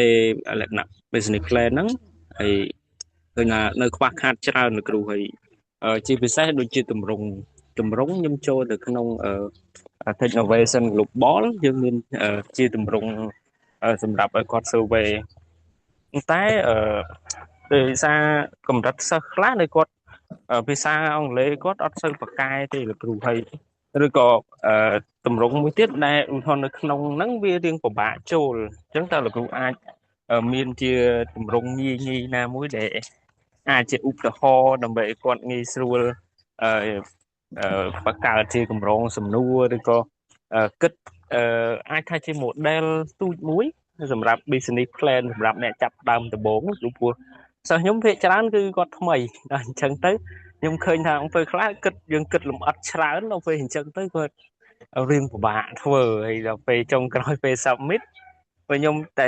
យកមកកែហូគេតិចតួចវាមើលទៅវាអត់តន់គ្រប់ជ្រុងជ្រោយលោកគ្រូនៅខ្វះឡើងច្រើនលោកគ្រូខ្ញុំមានប៉ុណ្ណឹងលោកគ្រូសូមអរគុណគ្រូបាទអរគុណលោកគ្រូសូមបញ្ជាក់បន្តិចលោកគ្រូមុនហ្នឹងលោកគ្រូសួរពាក់ព័ន្ធទៅនឹង business plan ឬមួយក៏ជាកម្រងសំណួរ interview ជាមួយអ្នកប្រើប្រាស់លោកគ្រូ market research បាទលោកគ្រូទាំងពីរលោកគ្រូអាចពេលខ្លះអាចរៀងខ្វះទិន្នន័យទាក់ទងនឹងការរៀបបង្កើតសំណួរហ្នឹងដើម្បីទៅបង្កើត plan ហ្នឹងបាទលោកគ្រូអញ្ចឹងទី1ខ្ញុំគិតថាពាក់ព័ន្ធទៅនឹងកម្រងសំណួរសួរមុនអញ្ចឹងណាលោកគ្រូដូចបងនេះដែរបានចែកម្លែកមុនហ្នឹងអញ្ចឹងកម្រងសំណួរវាអាស្រ័យថាតើយើងចង់ស្វែងយល់ពីអ្នកប្រើប្រាស់យើងកម្រិតប៉ុណ្ណាហើយចំណុចអីខ្លះអញ្ចឹងដូចនៅក្នុង website ដែលលោកអ្នកគ្រូឃើញនៅក្នុងនេះអញ្ចឹងសំណួរវាអាចមុននឹងយើងទៅសួរគេហ្នឹងយើងអាចមានសំណួរពាក់ព័ន្ធទៅនឹងបញ្ហាសំណួរពាក់ព័ន្ធទៅនឹង product ពាក់ព័ន្ធទៅនឹង app របស់យើងអញ្ចឹងសំណួរពាក់ព័ន្ធទៅនឹងបញ្ហាជាទូទៅនៅក្នុងការសួរសំណួរវាមានពីរប្រភេទវាជាគេហៅថា qualitative មួយ quantitative វាជាសំណួរដែលឲ្យអ្នកឆ្លើយផ្ដល់ជាអារម្មណ៍ជាការរៀបរាប់បាទអញ្ចឹងយើងទទួលបានព័ត៌មានបានក្បោះក្បាយជាងសំណួរសួរថាត្រឹម yes no អញ្ចឹងណាលោកគ្រូអ្នកគ្រូបាទអញ្ចឹងវាមានពាក់ព័ន្ធទៅនឹង problem វាមានពាក់ព័ន្ធទៅនឹង product ហើយលោកគ្រូពាក់សួរមុនហ្នឹងពាក់ព័ន្ធទៅនឹងបញ្ហាភាសា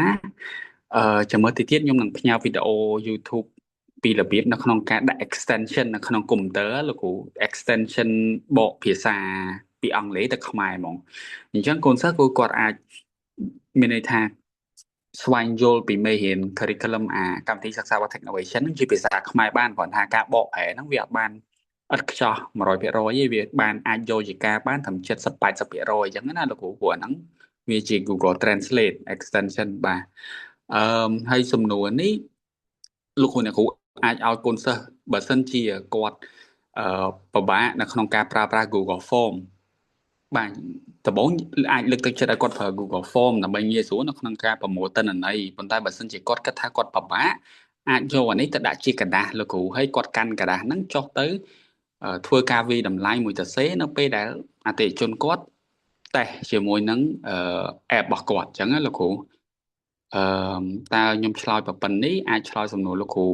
តាក់ទងទៅនឹងsurvey ហ្នឹងបានទេលោកគ្រូបាទលោកគ្រូអរគុណលោកគ្រូបាទហើយពាក់ព័ន្ធទៅនឹងbusiness model canvas សុំទោស lean canvas មុនហ្នឹងដូចគ្នាដែរលោកគ្រូអានេះបើសិនជាគាត់ពិបាកនៅក្នុងការយល់ជាភាសាអង់គ្លេសគាត់អាចដាក់ជារូបភាពហ្នឹងចូលទៅក្នុង Google Translate ហើយឲ្យបកជាភាសាខ្មែរគ្រាន់ថាវាបកអត់ចំន័យបាទបកអត់ចំន័យប៉ុន្តែខ្ញុំគិតថាសំណួរដែលសួរនៅខាងក្រោមចំណងជើងហ្នឹងអាចឲ្យពួកគាត់យល់ពីអត្ថន័យថាមួយកន្លងហ្នឹងបានន័យថាម៉េចបាទអញ្ចឹងរបៀបនៅក្នុងការធ្វើ lean canvas នេះគាត់ត្រូវចាប់ផ្ដើមពីឆ្វេងមកស្ដាំលោកគ្រូហើយពីលើមកក្រោមអញ្ចឹងគាត់ត្រូវចាប់ផ្ដើមដំបូងគេកន្លង problem ហើយបានចូល solution ចូល unique value proposition នេះ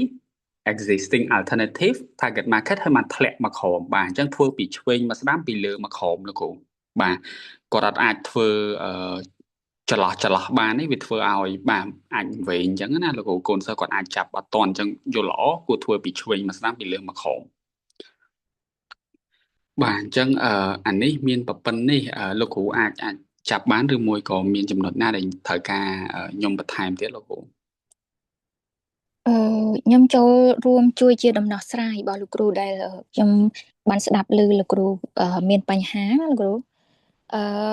លោកគ្រូដែលមានការលំបាកក្នុងការប្រើប្រាស់ភាសាអង់គ្លេសលោកគ្រូអាចប្រើ ChatGPT ជាជំនួយឧទាហរណ៍ថាតាក់ទងជាមួយទៅនឹងសំណួរ survey លោកគ្រូអាចឲ្យកូនសិស្សគាត់ព្រមនៅប្រធានបទឬក៏នៅ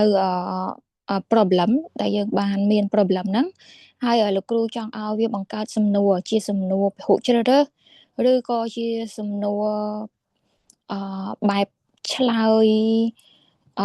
ទទួលទិន្នន័យគឺលោកគ្រូព្រមជាមួយនឹង ChatGPT ជាភាសាខ្មែរឲ្យយល់គ្នាសិនទៅរួចហើយលោកគ្រូ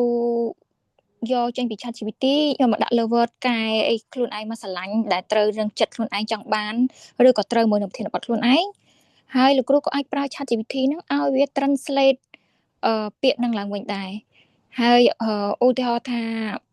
translate ទៅយើងនៅមិនទាន់មានទំនុកចិត្តថាភាសាអង់គ្លេសហ្នឹងពិតជាត្រឹមត្រូវឬក៏អត់ទេបើសិនជាជំរើសចុងក្រោយគឺត្រូវការអ្នកដែលមានជំនាញភាសាណាម្នាក់ជួយ proofread ណាបើសិនជាចង់ឲ្យថាពិតជាមានគុណភាពមែនប៉ុន្តែខ្ញុំសង្កេតឃើញថាឲ្យតែលោកគ្រូ ID email របស់លោកគ្រូក្នុង ChatGPT លោកគ្រូធ្លាប់ព្រមទៅជាគ្រូបង្រៀនដែលមានកម្រិតខ្ពស់និងមានចំណេះដឹងដូចថាធ្លាប់ ChatGPT ឲ្យចម្លើយខុសហើយយើងកែតម្រូវគាត់អីឡើងវិញខ្ញុំឃើញថាកម្រិតភាពសុក្រិតនៃការប្រើប្រាស់ ChatGPT គឺវាសុក្រិតគ្រាន់បើដែរអាចទទួលយកបានអញ្ចឹងណាចានឹងតកតងជាមួយទៅនឹងការបង្កើតសំណួរហើយពេលដែលលោកគ្រូឆាតព្រមគាត់កាន់តែស៊ីជម្រៅពេលណាគឺ ChatGPT នឹងផ្ដល់ចម្លើយកាន់តែស៊ីជម្រៅឲ្យលោកគ្រូឧទាហរណ៍ដំណាក់កាលដំបូងដែលលោកគ្រូបង្កើតសំណួរលោកគ្រូអត់ពេញចិត្តសំណួរបែបនេះទេលោកគ្រូចាប់តាមយក reason ណាមួយ broaden ជាង ChatGPT នឹងយកមកដាក់នៅ ChatGPT វានឹង search broaden ចម្លើយ broaden ច្រើនជាងនឹងសម្រាប់ឲ្យលោកគ្រូនេះជាជំរើសមួយជាវិធីសាស្ត្រមួយដោះស្រាយក្នុងការប្រើប្រាស់សំណួរនិងភាសាអង់គ្លេសហើយ ChatGPT generate បានយ៉ាងលឿនហើយវារកបញ្ហា global ទៀតចាហើយតកតងមួយទៀតតកតងជាមួយទៅនឹងdiagram ដែលលោកគ្រូនេះមានមិញហ្នឹងណាអញ្ចឹងគឺលោកគ្រូមាន idea មួយចំនួនហើយលោកគ្រូ copy យកតាគ្រឿងនៅក្នុង diagram យកទៅដាក់ហើយលោកគ្រូថែមព្រមនៅប្រធានបទដែលលោកគ្រូមានហ្នឹងណាព្រមទៅមើលថាតើ ChatGPT វានឹងចេញអីខ្លះឲ្យលោកគ្រូហើយវាត្រូវមួយនឹង scope ដែលលោកគ្រូ Steven បញ្យល់មិញដែរអត់ដោយពេលដែលលោកគ្រូ Steven បញ្យល់មិញខ្ញុំចាប់ដើម note នៅលើกระดาษខ្ញុំតិច